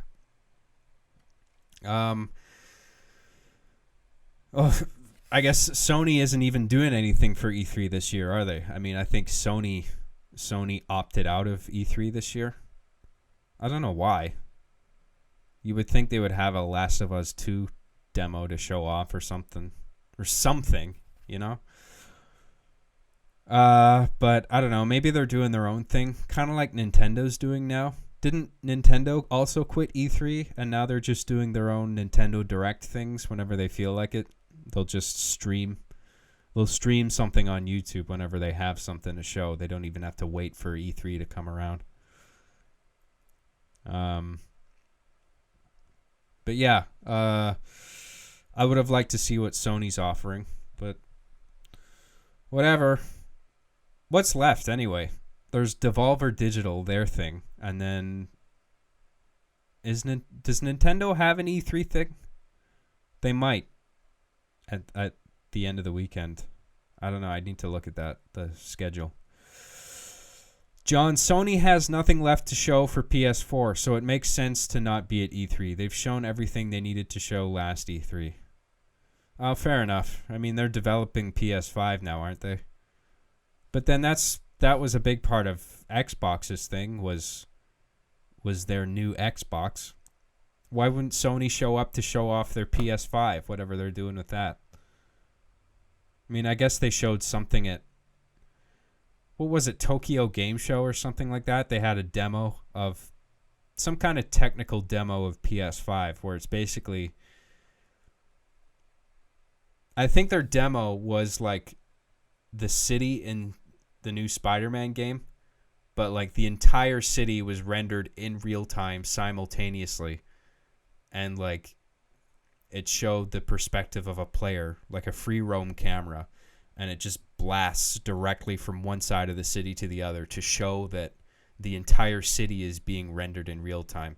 And you know, it's like it's all seamless, there's no loading times, and apparently it's backwards compatible with all the PS4 games, but it might just be PS4. Like, I was hoping it would be backwards compatible with everything, you know, PS3, PS2, PS1, but it might just be PS4. In which case, I don't know. I haven't seen any PS5 exclusives. I don't know what revolutionary things they're doing with the technology. PS5 so far just sounds like a souped up PS4, but I don't know. Whatever. Anyway, left wing leaning parasite. Thanks for your super chat, dude. Zach says, haven't been able to catch you live in a while, but hope you're okay with my filthy oil money. Also, I really hope Gears and Halo have hard dates announced. It's been like 5 years since the last games. Did they even announce a date for Halo? I don't think they did. I don't fucking know. Whatever. Hang on. I'm going to plug my headphones into my audio receiver. Testing 1-1. Okay, I can hear myself talk now. That's good. Okay. Where the hell is Guns of Honor? Oh, yeah. Guns of Honor and Medal of Duty. Two epic franchises suspiciously missing from the event this year. Who knows what's going on? Thanks a lot, Zach. Yeah. I don't know what's going on with the release dates. Did they announce one for Gears? I forget that too. 2020? Oh, okay. Holiday 2020. So Christmas next year. Jesus. Rohan Patak says, I finally made it. I hate this country. The UK should be nuked. Buy some pancakes with this money. Oh, thank you, man. Thank you, Rohan. Decow Al says, can you please do your famous death gurgle noise? Again?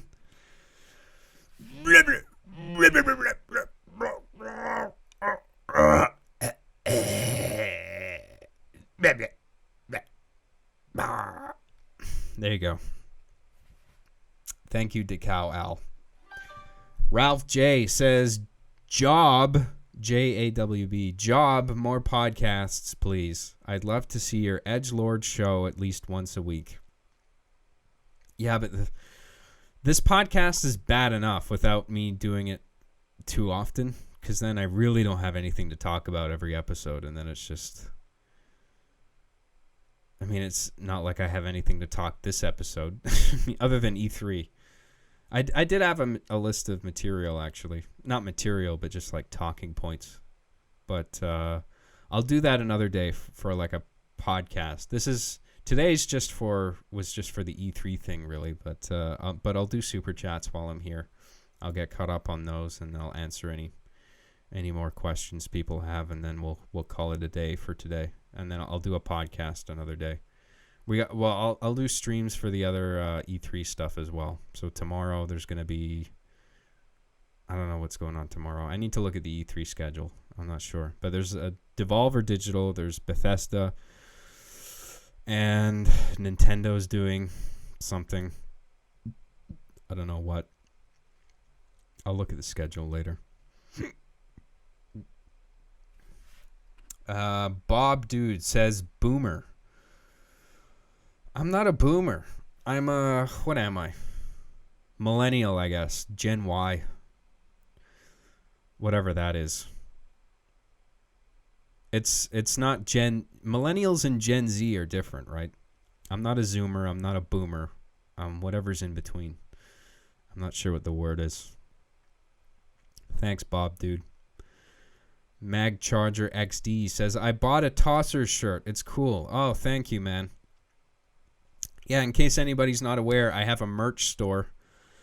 It doesn't have that much merch on it yet, but if you do want to support me and you want something physical in return for it, you can go onto my website. I have a merch store with Spreadshirt, and you can get a shirt or a sweatshirt off there with like a Tossers badge and acronym on it.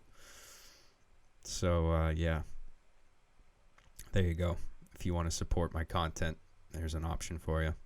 So thank you, Mag Charger, for buying one of my shirts. I appreciate it, man.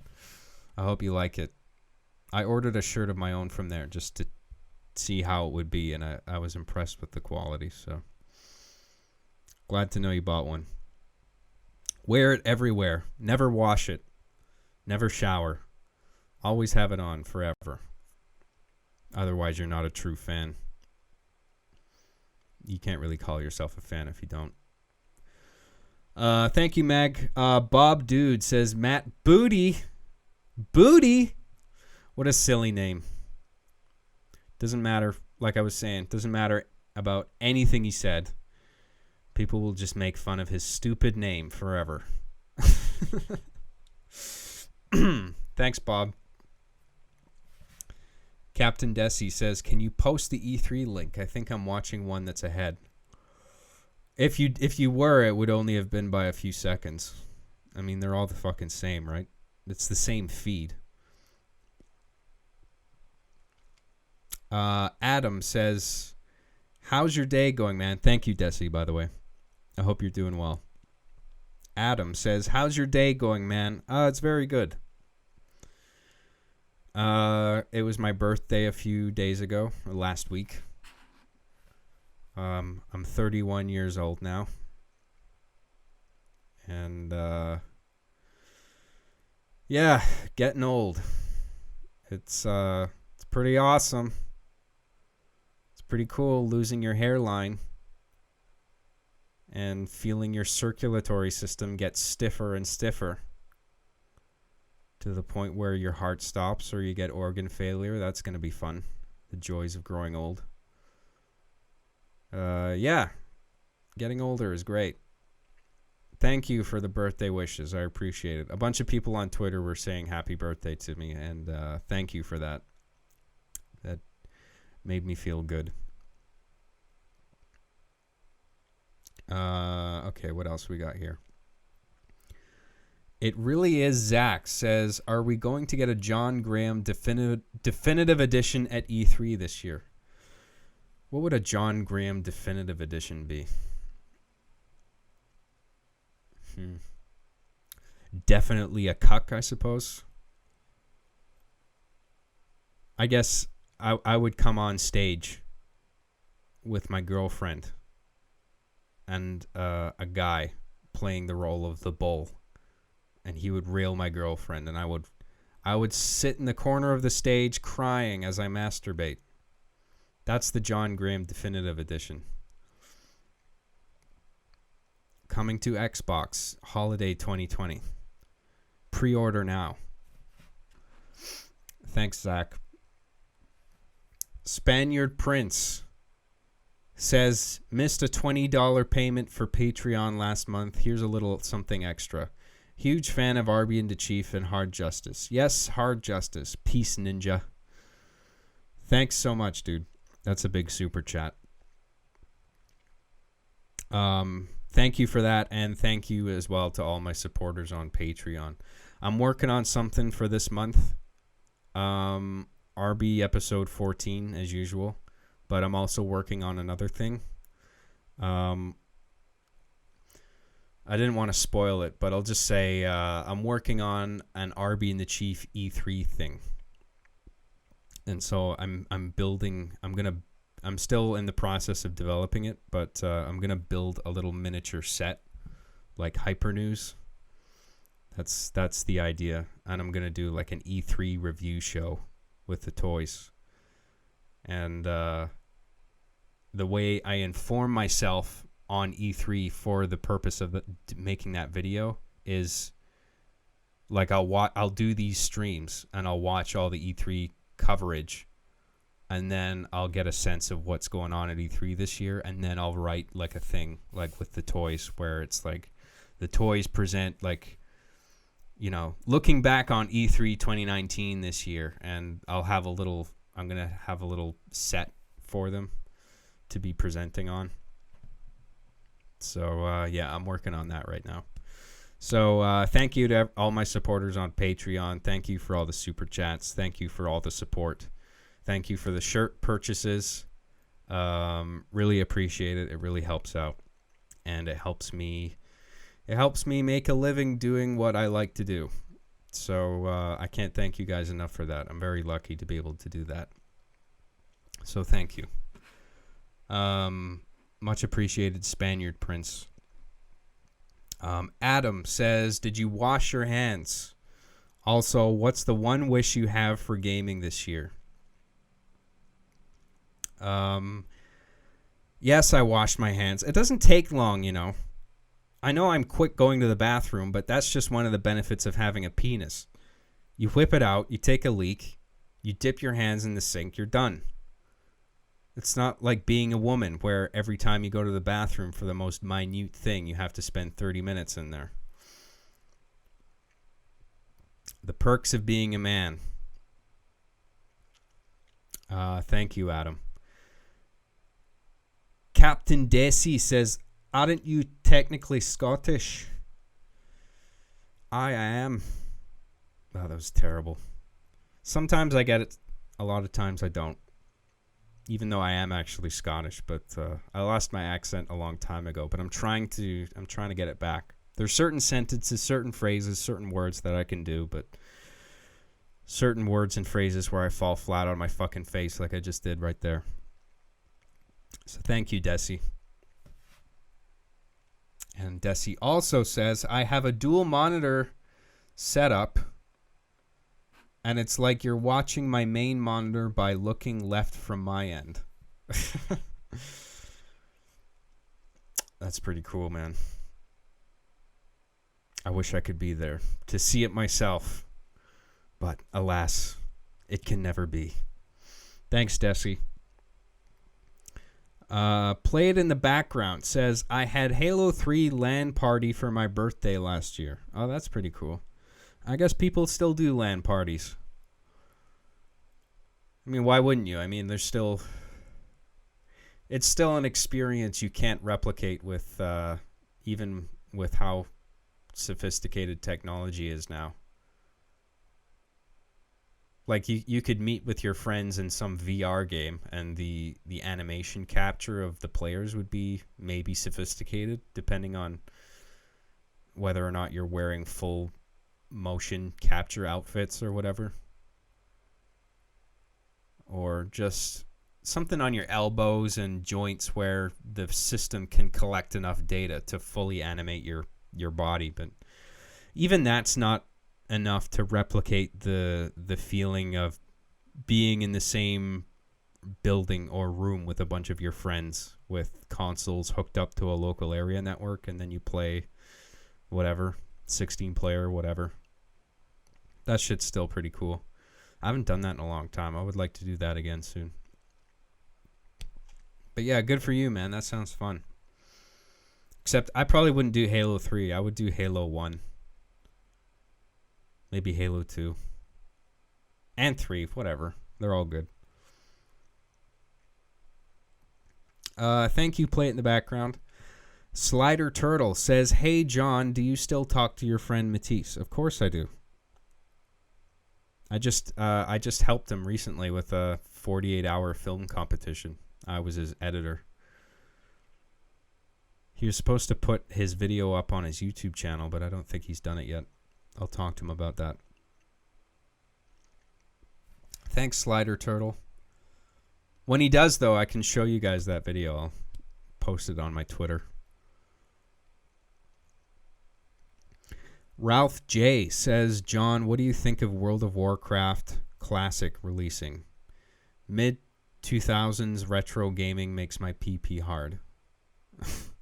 World of Warcraft Classic? How does that differ from regular WoW? Is it just like remastered graphics or whatever? On the same servers? Are the old WoW servers still running? I don't know how that works. Do people still play WoW? I mean, obviously, if they're releasing Classic Edition or whatever the fuck this is, but I played WoW for a week because my friend of mine who was an avid player at the time, he had like a week-long free trial, and he gave it to me, and I was like, yeah, I'll try it, whatever. And it was okay, but I mean, it was good, but I deliberately kind of stay away from it because it's one of those games that's too engrossing. Because you can just sink so much time in that game, and if it doesn't have like a campaign mode that's really story driven, then I'm kind of not interested. Like WoW probably does, but it's probably like very fetch questy. I don't fucking know. I don't know what to think of World of Warcraft Classic. I don't really follow those types of games. I'm not an RTS kind of guy, or even RPG, except some Final Fantasy games. It depends what the RPG is. I got nothing against RPGs, but I'm more of a action adventure shooter, horror, survival horror kind of guy. I like those types of games. Thanks a lot, Ralph. Kyle Bertagna says, hey, John, just saw the press conference and not excited for much besides the Master Chief Collection coming to PC mainly for Reach. Xbox sucked this year, but at least they had shit to show this year. Yeah, they had some shit. I mean, they were hyping it up as the best conference ever, which I think they missed the mark on that one in that regard, but they had some stuff, yeah. There's some indie stuff that looked cool. Xbox Game Pass for PC looks cool.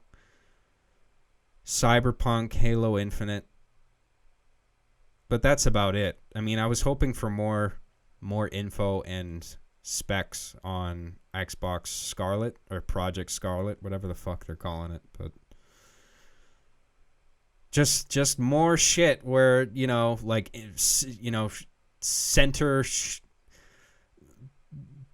interview footage of people centered in the frame, staring at the camera, talking bullshit about gaming and the gaming experience and immersing the player and the future of gaming and all this fucking horse shit. The same fucking meme, sound bites that have been plaguing E3 for far too long now.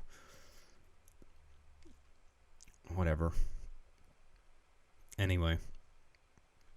Thanks, Kyle. Appreciate it, man. Brimax says, your finest I'm being corrupted orgasm. What is that? Am I supposed to do a sound as if I'm orgasming?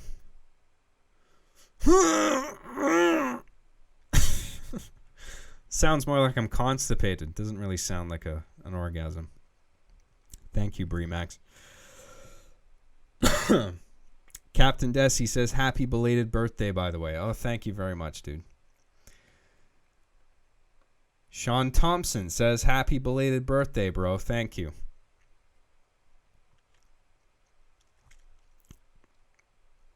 Ralph J says, fine job. I'll donate my shekels for your belated birthday. Oh, yeah. That's job in parentheses. Because I make money through YouTube, so that means I'm obviously Jewish. I'm automatically Jewish. Even though I'm not a particularly religious person.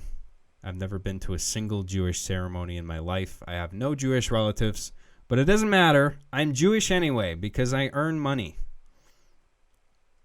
That's all it takes. Thank you for the shekels. It'll go nice with the rest of my Jew gold. Thanks, Ralph. Slendy says, I thought you were in your 20s. You look good, man. Happy birthday. Love you very much. Oh, thank you, Slendy. No, I'm not in my 20s anymore. I'm now a depressing old man. And it's all downhill from here. This is where I stop gaining cells in my body, and now it's just downhill, where my cells just in my body just deteriorate over the years. So I'm on the downward incline now. Steady downward incline towards death.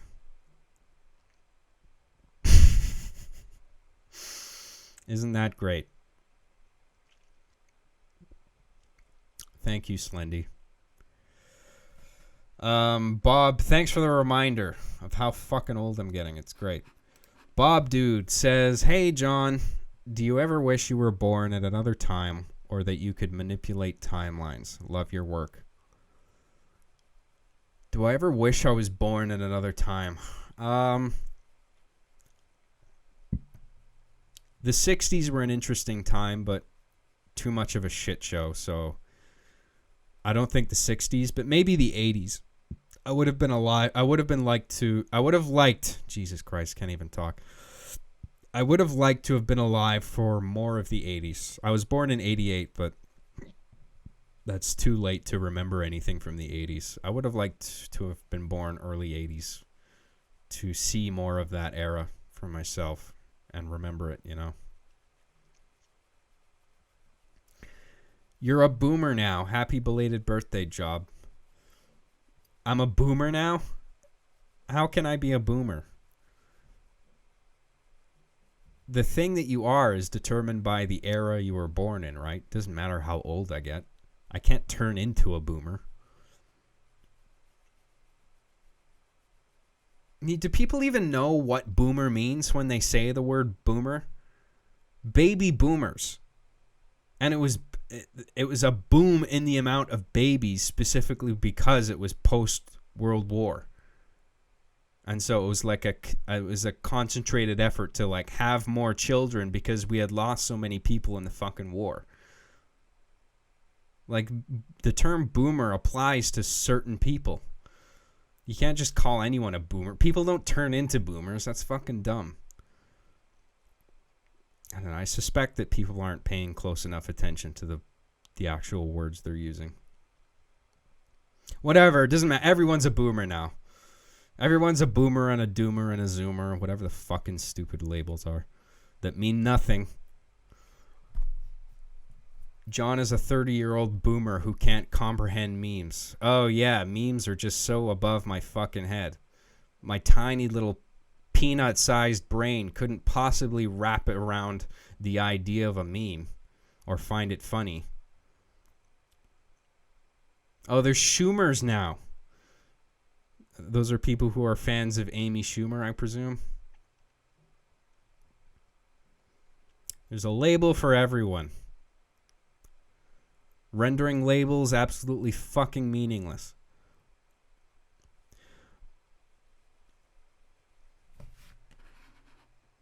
What are we doing?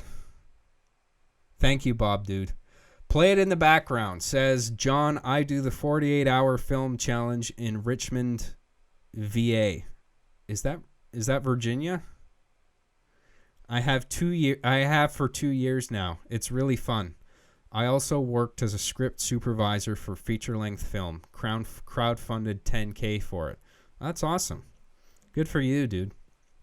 Yeah, I like. I wouldn't do the 48-hour film challenges thing if I didn't have fun doing it. That's the reason I do it.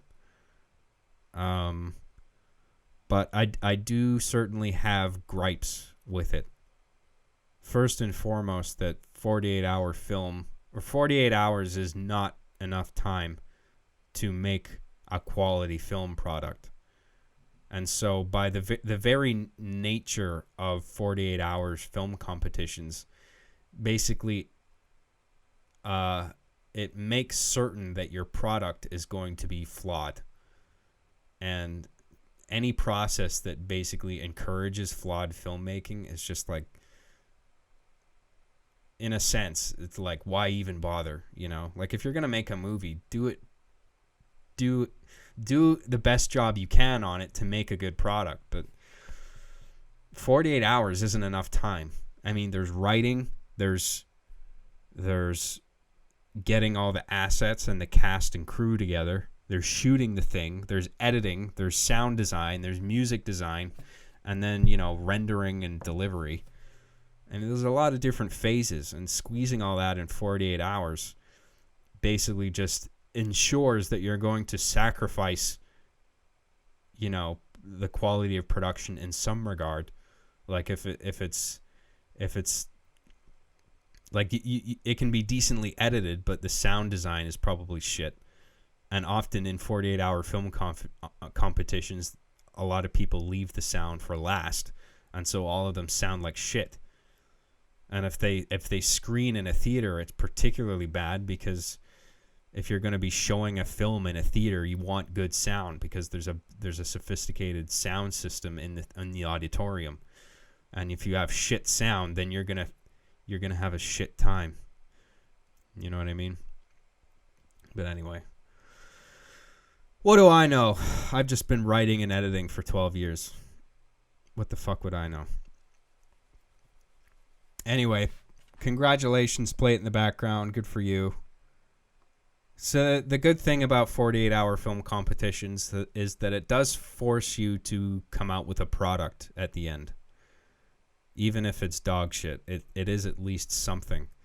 And a lot of people lack the initiative to even make anything. So sometimes a 48-hour competition is good to give people a little push, you know, and to have actually something made that they can show other people. And then when it comes time for the screening, even though it's mostly crap, there is at least, you can find enjoyment in the screening of this terrible content that everybody had to make in a short span of time. And it's fun to see where everybody slacked off or cut corners or went wrong. It's not all bad. So yeah, congratulations, Play It in the background, for your work on that. And yeah, I do the same thing. I think it's cool. I think it's fun. It's fun if you work with good people, you know, other like-minded filmmakers who you can have fun collaborating with, you know. Anyway. Thanks, Play It in the background. Bob Dude says there's an actual boomer, parentheses age, or someone who acts like a boomer, or is basically raised by boomers, or have adapted the boomer mentality and lifestyle. Okay, so these terms that people use can be used either to define somebody who was born in a certain era, or it can be used to define people who have a certain state of mind that reflects a certain era, even though they weren't born in that era. I get that. But if we're just going to... fuck, whatever. I think all those terms are dumb as fuck. I agree that somebody from a different era can have a state of mind of like an older or perhaps newer era. I get that, but these terms just fucking annoy me for the most part. Anyway, thanks, Bob, dude. Spaniard Prince says, testosterone replacement therapy in your future, brother. You'll feel like you're 20 again in no time. Happy belated birthday. Peace. What does that involve anyway? How do you get testosterone in your system? Do you fucking shoot it in your dick? Or do you eat something? I gotta inject testosterone in the tip of my penis. That's what I'm missing.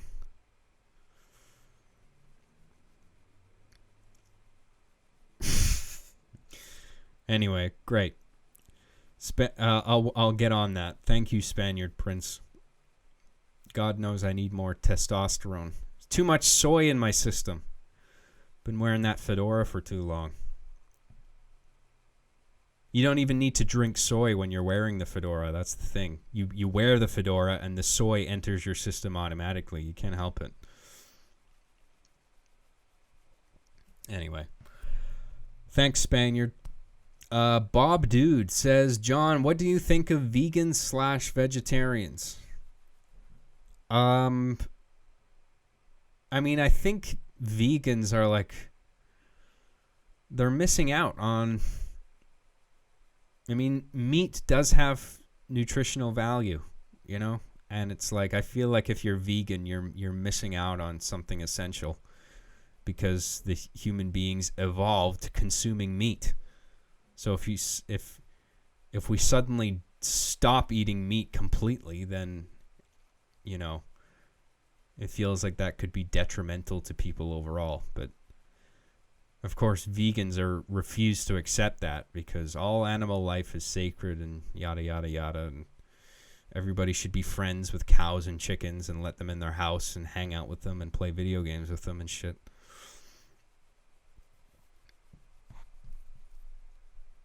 I don't know. It's weird how, like, I'm seeing all these, like, vegan options in restaurants that weren't there before. I mean, there were vegan options, but they're calling them these trendy things now. Like White Spot, for instance, has this new burger. It's called the Beyond Burger. Beyond Meat Burger. I don't know why they just can't call it a fucking veggie patty or whatever the fuck exactly that it is. They got to call it a Beyond Meat Burger. Beyond Meat just sounds like it comes from space, you know? Like alien cows. Beyond this earth. And I guess it just refers to like 3D printed steaks that aren't actually steaks because they don't have meat in them. So they're just like meat, quote unquote, meat patties made in a 3D printer with a bunch of vegan paste. I don't know. It's not for me. I like eating meat. But it's not because I like the taste. I just like killing living things with my bare hands and watching them bleed to death. Delicious. Thanks, Bob, dude. Henry Cursewell says, I know it's not much, but keep up the great content. Hey, any super chat is much appreciated. I really appreciate it. Thank you. I hope you've been enjoying the content. Not a lot of viewership on my new show, Professional Reviews, but not that I was expecting any different because people hate new things. I would get substantially more views, I know, if I released something that was RB and the Chief, which is partly why I want to do something, my next thing, I want to do something with them and E3. But if you haven't already, check out my new show, Professional Reviews. It's on my YouTube channel. I think it's fucking funny. It's making fun of contemporary journalism and how there's this trend among gaming critics to, like, it's not really about the games anymore. It's just about finding things to be outraged about. How, like, a particular ethnic demographic is underrepresented in the game, or, like, you know, there should, if it's a period game, there should be historical revisionism so we can represent an ideal world where there's 50% of everybody, even though it's not historically accurate and it wouldn't make any fucking sense. You know, that kind of shit. And I worked really hard on that. It's packed full of jokes. And if it's not your thing, fair enough. But, you know, if you're looking for some kind of new content from me that's not RB and the Chief, check that out. You may like it. It's not gay just because it's not RB and the Chief. Okay? But I got some criticism on Professional Reviews, which some of it, I mean, some of the criticism was lame, but some of it was good, and I will keep it in mind going forward. For instance, people were criticizing my Professional Reviews episode because it was inconsistent. And I agree with that criticism, depending on what it is that's being considered inconsistent. So like when it comes to the character I'm playing's opinion on the video games, I think it's okay that his opinions are inconsistent, because that's part of the thing that I'm making fun of in contemporary gaming criticism, is that their opinions aren't consistent. I mean, you guys remember, like, on IGN, they were talking about Sonic the Hedgehog. There's some press conference I think IGN did, and it was like some panel of people who don't know what the fuck they're talking about, and they were talking about Sonic the Hedgehog, and they were simultaneously saying old Sonic used to be good, and also that Sonic was never good. And it's just like, make up your fucking mind. It's one or the other. You can't have both. Like, are you just... it seems like your opinion is just fluttering in the winds of public opinion, where you don't really have a stance either way. It's just you're parroting whatever it is you think you want people to hear. And that's not fucking journalism, you know? And so I like making fun of that kind of inconsistency. But people were criticizing my show for another type of inconsistency.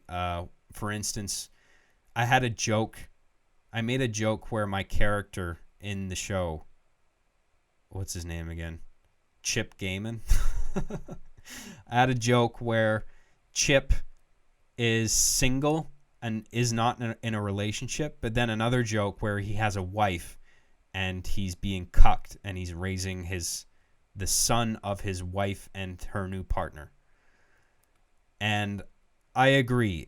When it comes to the character that I've made up's backstory, that those elements should be consistent. So, like, if I decide that he's single, that's where the joke should be consistent in that regard, where it's like I keep making jokes where he's single.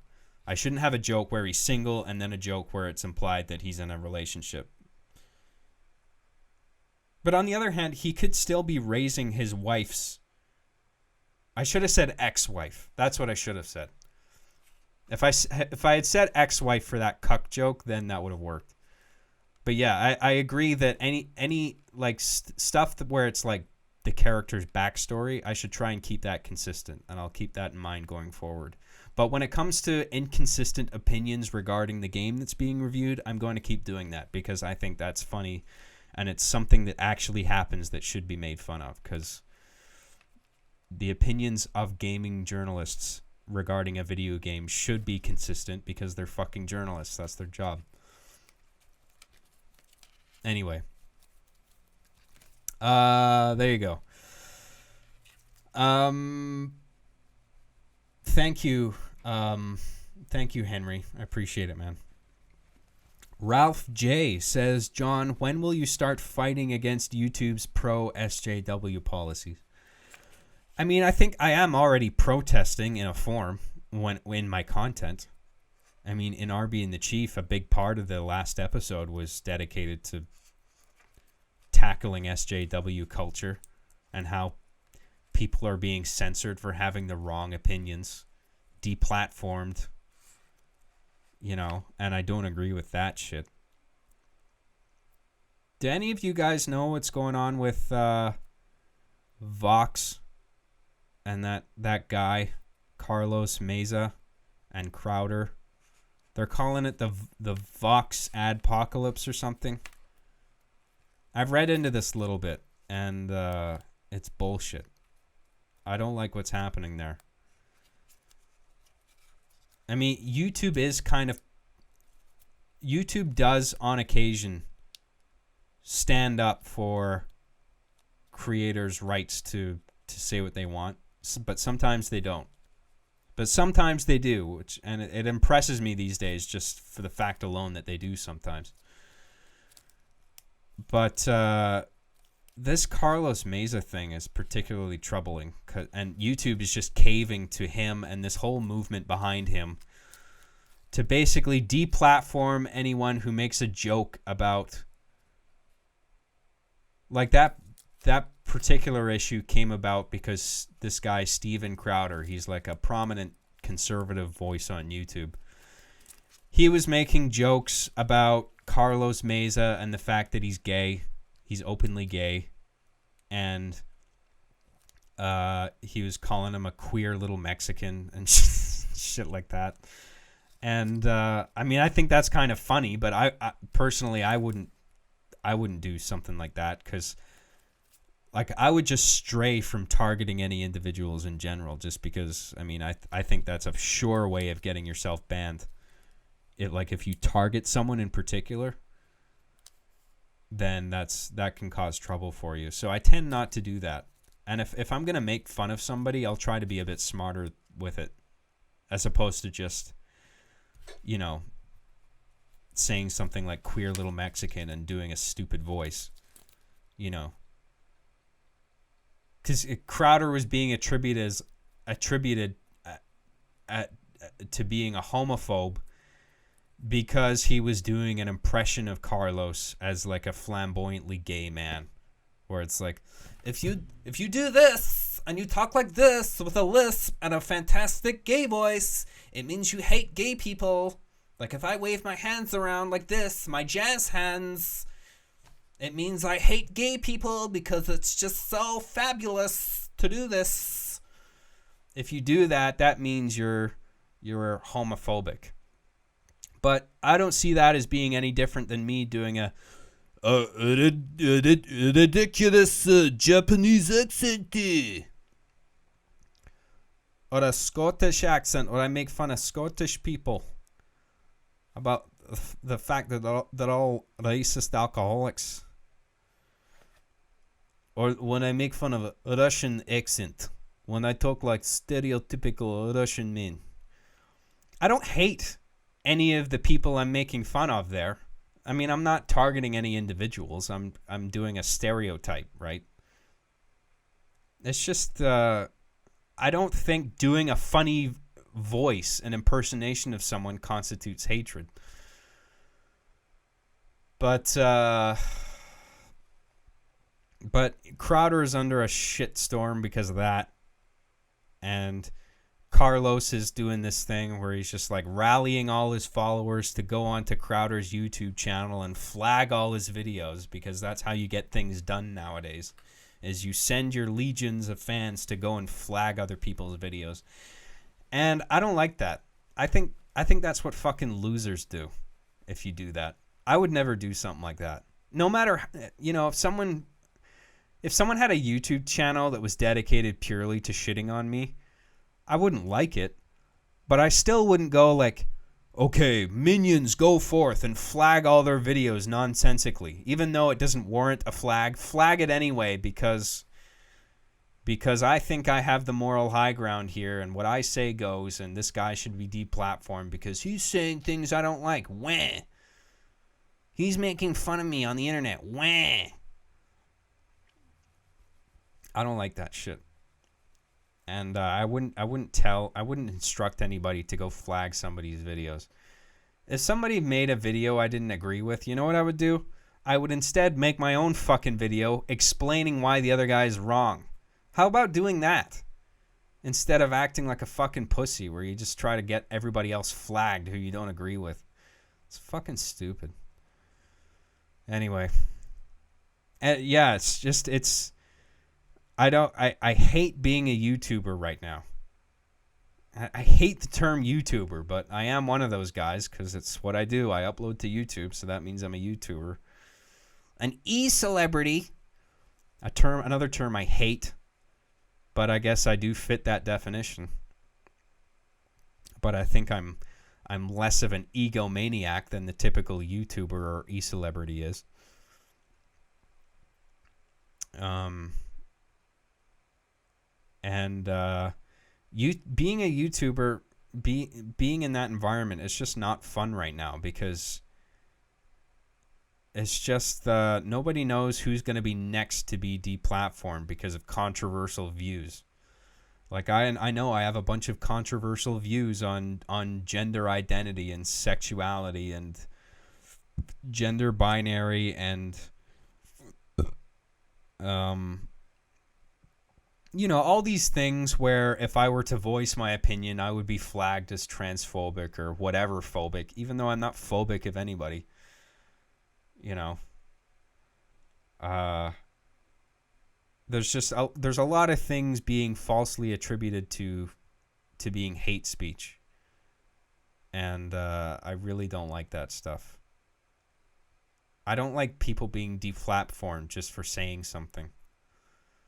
But it raises this whole debate of, like, you know, creators being responsible for the people who comment on their content with, like, racism or anti-Semitism or phobia of any kind expressed verbally.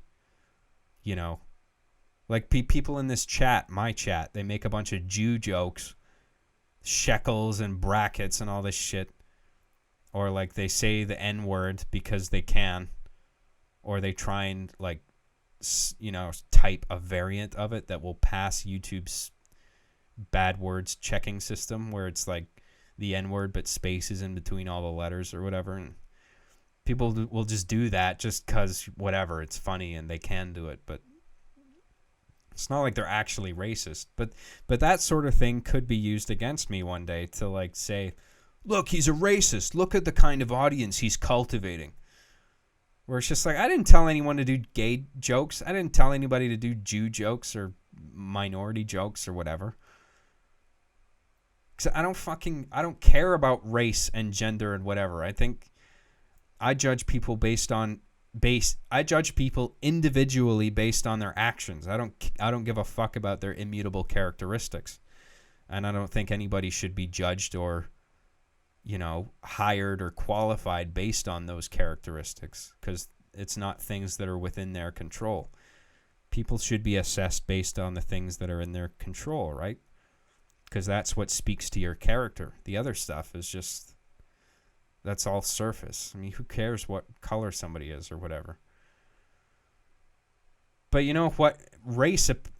Surprisingly, race matters most to the people who claim to be the least racist. You know? Where it's like, if you run a company that has more white people than black people, that means you're racist. So then you got to start hiring people based on race so you can balance it out. But then it's like, listen to yourself. You're hiring based on race. You can't do that. You need to hire people based on qualifications. What fucking person wants to know that they got their job based on their skin color and not their abilities? It's so fucking stupid. But I'm not allowed to have that opinion. That's racist or transphobic or whatever the fucking thing. I hate this whole culture, and I hate the idea that I could have my YouTube account banned at any moment. And I could very well have my YouTube account banned based on not necessarily something I say today, but something I could have said years ago. You know? They just have to look closely at my account one day, if should the need arise on their end, and if they find a video in my archives where I say something that they don't like, they can ban me in on the grounds of whatever, you know, whatever bullshit, hate speech, and then they won't define it any further than that. And it's like, well, you have to, and it's like, well, we didn't. And I'm just supposed to be like, oh, okay.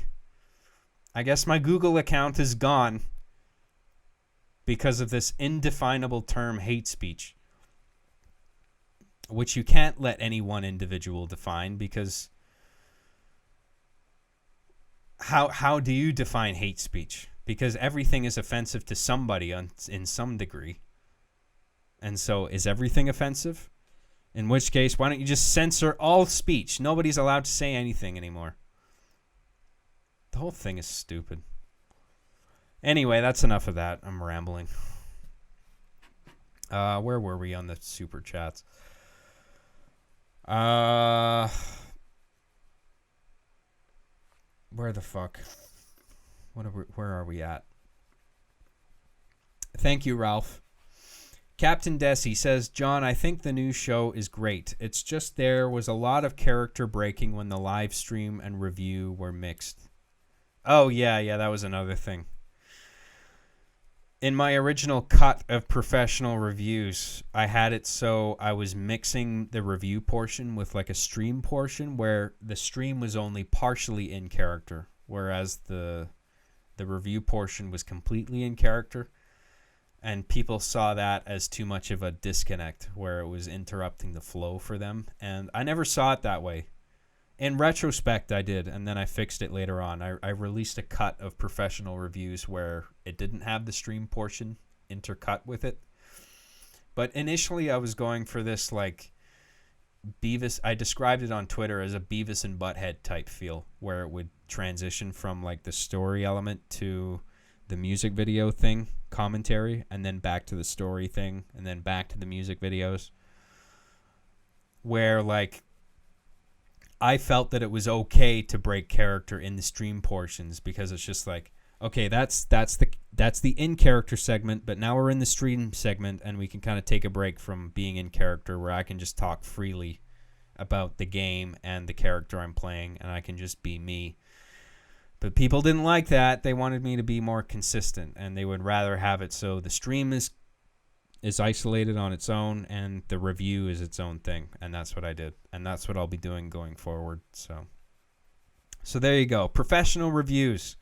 I did one episode so far on Resident Evil 2. The whole thing is satire. It's all bullshit. It's not a proper review by any means. It's meant to make fun of gaming critics and criticism in general. So if you haven't checked it out already, check it out. You might like it. If you like my sense of humor, then you'll probably like it. It's all satire, you know what I mean? So there you go. Check it out, or I'll beat you up. Thanks, Captain Desi.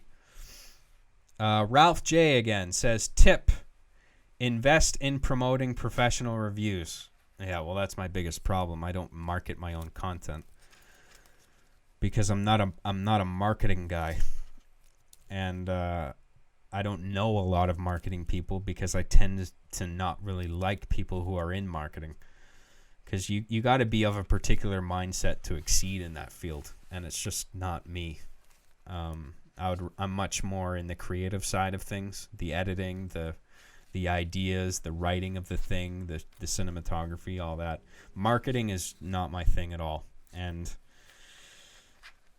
definitely explains why my channel isn't nearly as successful as other people, but the audience I do have is very dedicated, and I am grateful for that. But one day maybe my account will break 100,000 subscribers. Not that I consider it a huge deal or anything, but it would be nice. But anyway, yeah, I have my audience, and they like my content, and that means a lot to me. And as small as it is, I do have an audience that is worldwide. Like I get emails from people in Canada, from the States, from the UK, from Scandinavia, from Asia, from Mexico, New Zealand, Australia. I've received fan mail from all over the world, so I know I have fans globally, and that makes me happy, because not everybody can say that, right? Not everybody can say they have fans from all over the world, and it's always nice to hear from people. People share me their stories over email about how their content influenced them.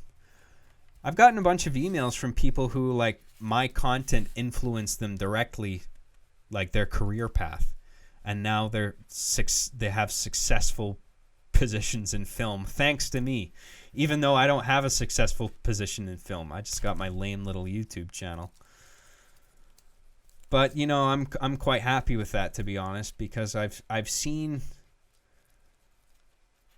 I used to romanticize the idea in my head of, like, working in the studio system, where it's just like, you know, this line of thinking where you haven't truly made it in media unless you're working in Hollywood, which I think is bullshit. I think in order to succeed in media, you don't have to be successful in the film festival circuit. You don't even have to work in Hollywood. I think if you have an audience and you can create content and your audience can access that content on their TVs at home, it doesn't fucking matter, you know? As long as you're making the content that you want to make and you have an audience that can access your content whenever they want, which YouTube is perfect for, then, you know, I consider that as like having made it. You know what I mean? Even though I don't have a Hollywood film, the fact that I can put out a feature-length machinima thing, whatever, with Arby and the Chief, and anybody who wants to see my content can stream it on their own TV, full screen it, and watch it as if they were watching a movie in the theater. That's great. You know, what better thing than that? You know? I mean, I don't think I would be any happier being a small cog in something bigger, even though it's like under Warner Brothers or 20th Century Fox. Like, it just wouldn't be the same as writing and editing my own show that I can say, like, I made that, me, like, just me. I made this and people like it. You know, I wouldn't be able to have that if I were to work in the studio system. So, I mean, it just depends on how you personally define success, you know. If you see success as making multi-million-dollar deals with Hollywood studios, then, you know, fine, more power to you. But success doesn't have to be defined that way. Success can also be defined as making a healthy living, making the content you like to make, and then having an audience that enjoys that content, you know. I see that as fulfilling. I honestly do. Anyway, there you go. That's my thoughts on that. Thank you, Ralph. Spaniard Prince sent a couple super chats with no text. So thank you, Spaniard, for that. I appreciate it, man. Play It in the Background says, you doing Bethesda tonight? Oh, shit. Is that tonight? Shit. I guess maybe we will do that then. I didn't realize that was today. So what time is it then? Eastern, Pacific time, whatever. Just if someone could give me a time for that. If anybody knows, please let me know. And if it's soon, then maybe I'll just keep the stream on for a bit longer and we'll do that.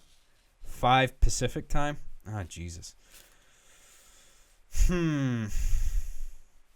Okay, well, I'll either stay on or maybe I'll take a break for an hour or a half hour and then I'll come back and then we'll do Devolver as well. Are you guys interested in that or should I not bother? I mean, did you guys enjoy my Microsoft stream? I mean I know there wasn't really much to that other than me just laughing at all the dumb stuff, but if you guys would like me to do Devolver, then I'm happy to do that. I'm interested in seeing what they do. Why not? Why not indeed? Do it, please. Sure, I'll do Bethesda. That's cool. I mean, I was intending to do Bethesda. I just didn't know it was today. But I'm going to take a little break beforehand. I'll go offline in a bit, and then I'll come back for Bethesda. I'll get something to eat in the meantime. Thanks, Play It in the Background. Appreciate it, man.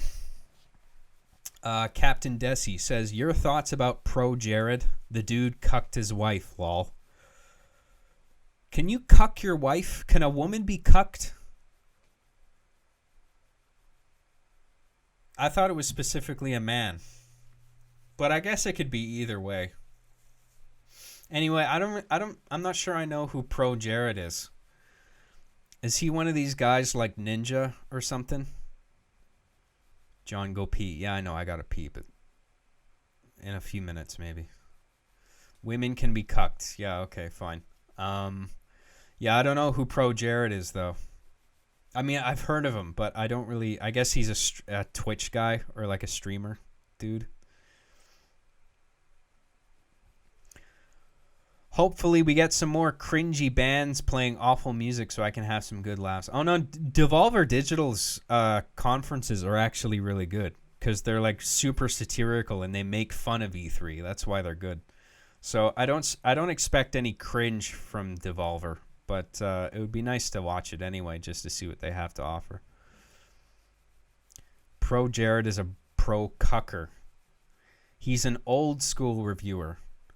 Does that mean he reviews retro titles in particular, or he's just been doing this a while? Is your kidney okay, man? Yeah, I think my kidneys are fine. I just have a small bladder. It really sucks. And it's embarrassing. But hopefully you guys are keeping the laughs to a minimum over there. Laughing at my organ failure. Bethesda did the cringy stuff last year, yeah. Yeah, Bethesda was pretty cringe. They had that. They had an announcement trailer. God, I fucking hate those, where it's just like a quick 5-second landscape shot. And then it's just like title card, Elder Scrolls 6, or whatever fucking number they're on now. It's 6, isn't it? Yeah, because 5 was Skyrim. Whatever. Yeah, I'll look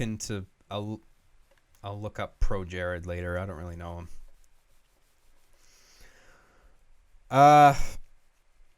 Hot Chocolate Gaming says Infinity Ward going for another round of Modern Warfare. Yeah, Modern Warfare. I think it looks cool. Fuck the haters. You know, Call of Duty went a little bit off the rails there with like, you know, it was like advanced warfare with like the future stuff.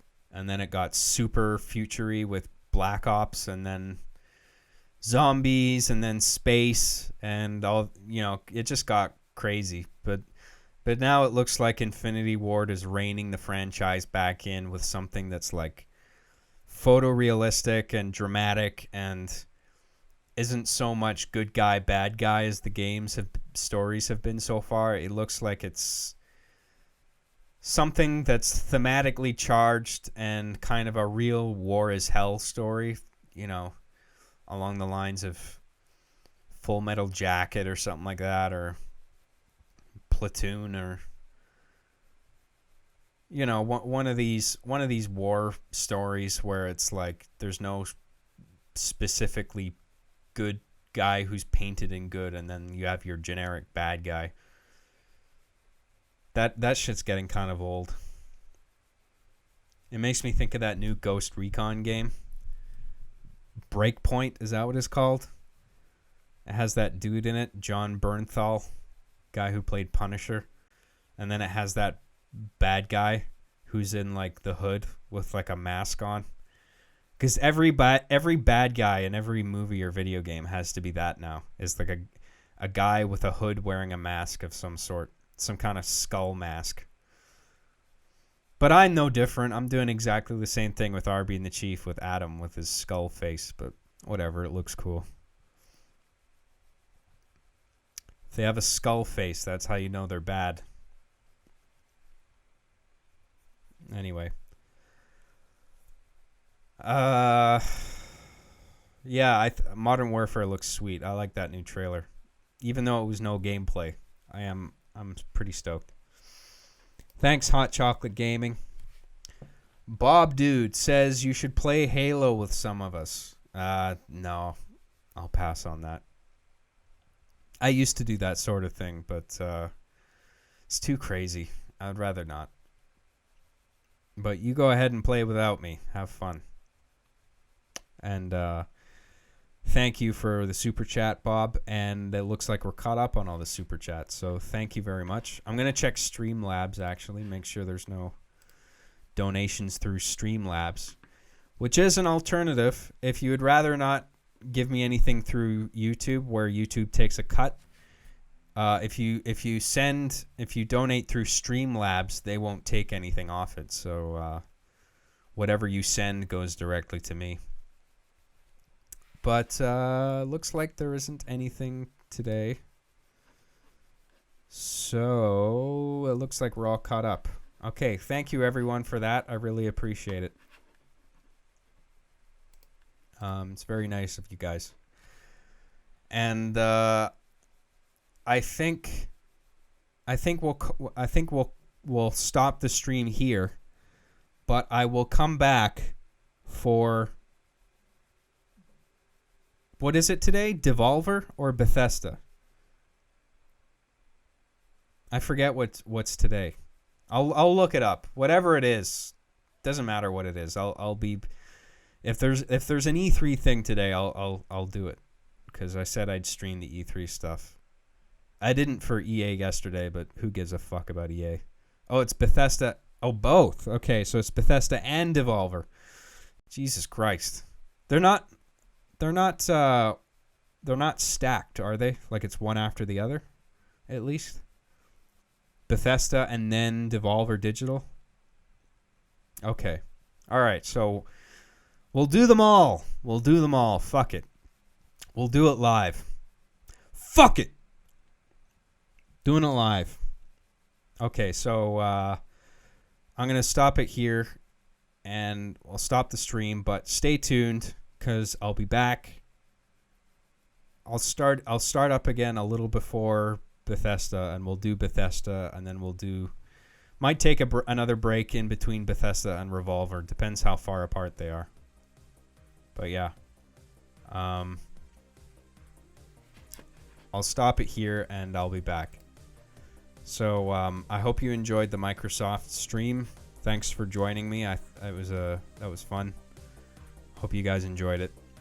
And keep an eye on my channel because I'll be back for Bethesda. All right, thanks a lot, guys. I'll see you guys again soon. Peace.